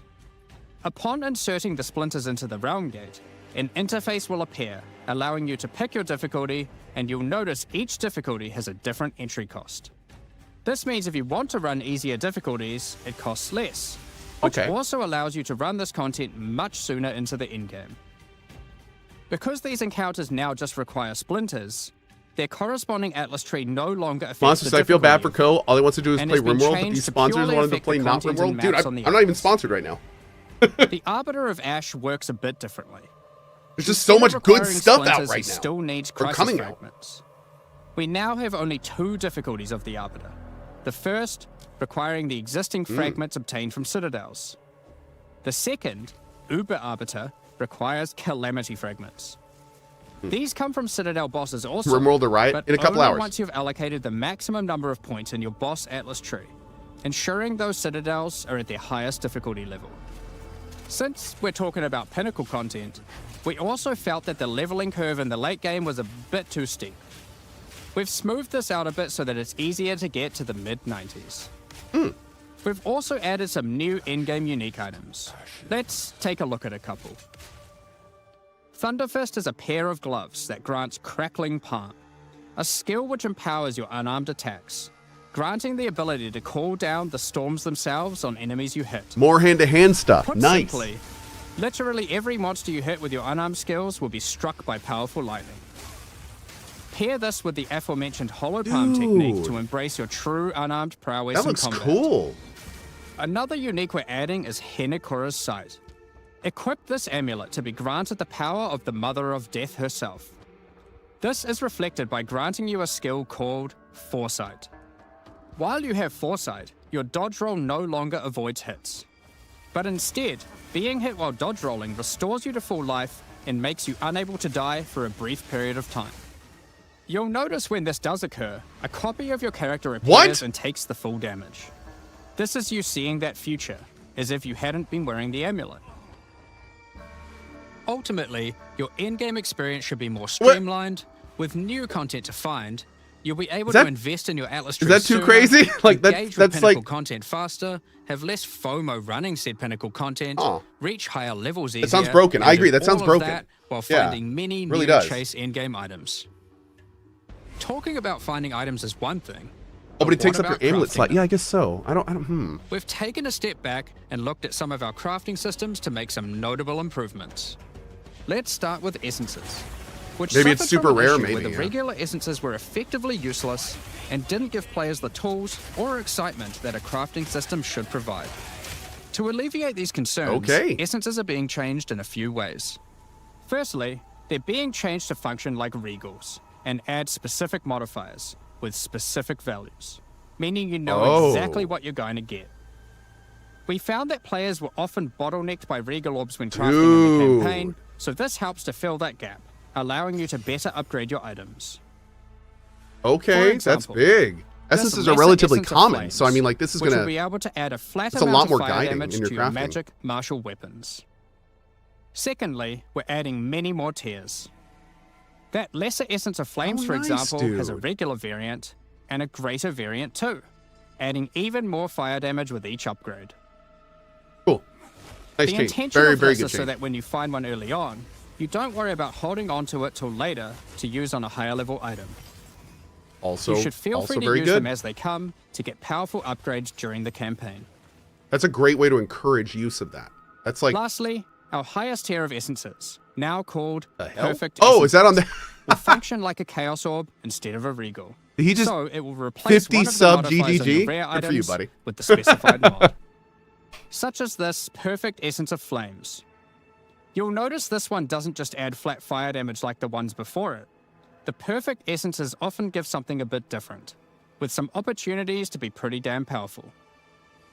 There are many different essences, each with many tiers, covering many of the more core modifiers you'd want on items early on, through to chase specialized ones for in-game.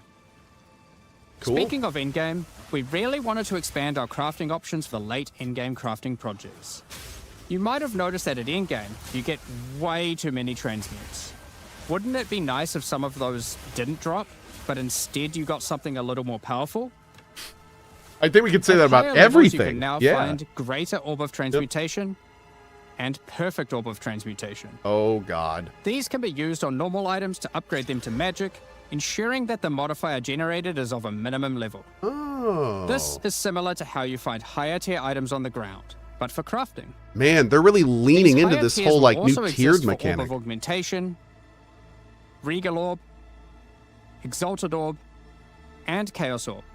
Oh, Meaning you wow. can get all of the orbs required to take your item from normal rarity to a fully completed rare with guaranteed So that means, high like, tier no mods. more hoarding stuff from the early game. On top of these new core crafting Interesting. currencies, we wanted to make sure there are powerful crafting bases to use them on. Now in in-game, you can start to find exceptional items. These are items that drop at normal rarity and are perfect for your from-scratch crafting projects. They can come with extra quality, up to 30%, or an additional socket to use your crafting socketables in. And yes, they can be corrupted for yet another socket. You can also get exceptional unique items. To add even further to your crafting arsenal, we've added a whole suite of new omens to ritual content, and removed some of the more unimpactful ones that weren't being used. All right, Some chat. of the new omens include I'm gonna have to the catch this Omen later. of the Ancients. I'm really Which sorry, allows dudes. your I next have to go. orb to I not like. destroy the item. I was only supposed to. I only thought it was 30 minutes long. I did not know it was an hour, so we went way over. But big thanks again to GGG. That was awesome. I gotta go, Dad, for a little bit because I'm gonna be back on in like an hour and a half for RimWorld. So let's go ahead and we'll pick someone to raid, so you guys can keep watching, keep getting the drops. I will see you guys later. Thank you so much for being here. Back in just a little bit. Bye-bye.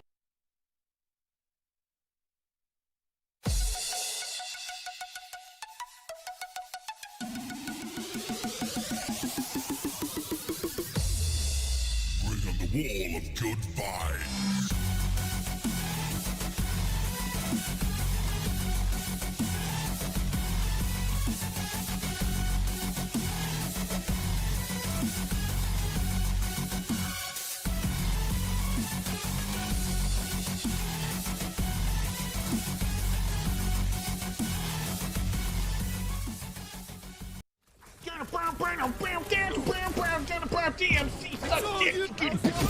the wall of good vibes. Hello, my name is CohhCarnage, and I'm the king of bad ideas. I remind you that there are more rings like this one. Yes, but not with the same smell. It reeks of shit. Sir, permission to smell the ring? Fuck. It smells just like Colonel Harris's anus. What? How the hell do you know what the Colonel's anus smells like? I'm not authorized to reveal that information, sir.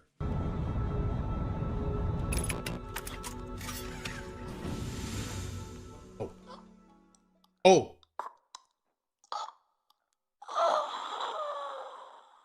Got the big guy. We're fine. Things are fine. We're fine. We're fine.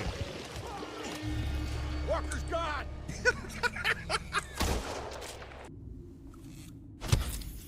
We'll be fine. You can hear us. Over there! If I see no monster, monster not there. Was that just like one of these? Just do this? Do this during the night? Everything's fine. Ah! Okay, hold on. Everything's not fine. Scream. Okay. Want to go here? Simmed Tower? Sure, we're going here. Okay, this is great space. Let's go here. Awesome. Great. Damn. Oh my god, dude. That thing wrecked. Ah! Anything yet? What the hell? What was he? What?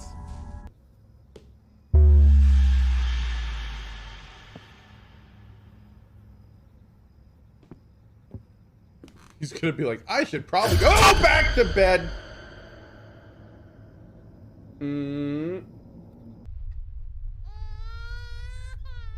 Oh, Jesus Christ! Ah, shit! I knew it was coming. Oh, Jesus!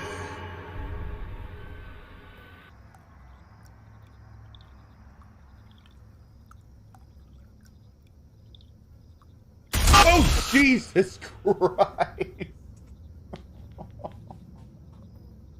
A toast to surviving.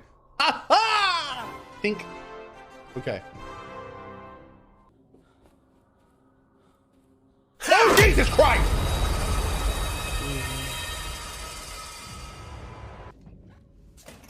Oh, Jesus.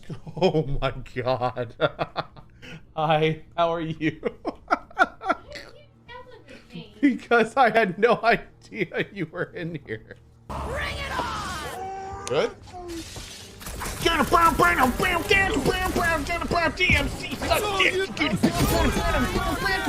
Everyone's pumped and it's awesome because it's great music playing right now. Yeah! Better. There we go. I have to admit, the music makes it better. Thank you. Somebody appreciates it.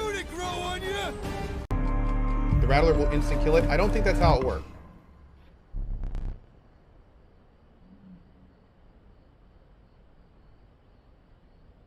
Please, RNGesus, I don't ask much of you, but I do ask in my moment of need that you bless me with your RN goodness. 3, 2, 1.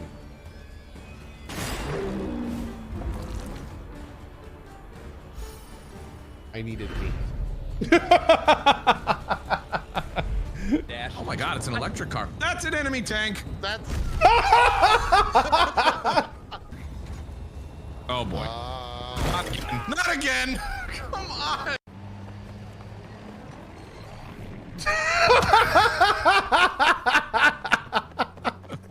It's really tough. I don't understand it. My brain doesn't work like that. All right, I'm gonna come in a scout vehicle. All right, let's go and try that one. Me and Cody to pick up down here. Yep, I'm gonna try to get there in a scout vehicle. Shut up!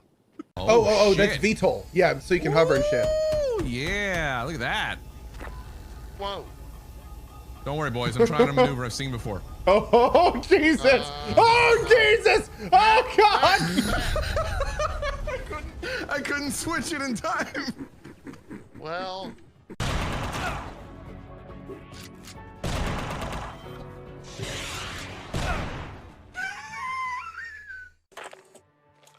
It doesn't feel like Dragon Age 2 where they're making the player feel like an idiot.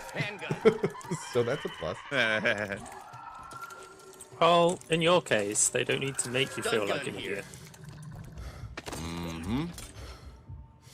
And I'm gonna kick some ass. So when he starts kicking your ass, well, it's coming from me. Jesus.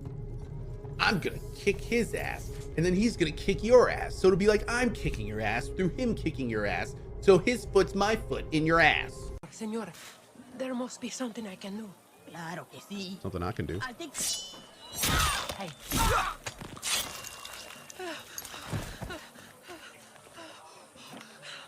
You're welcome.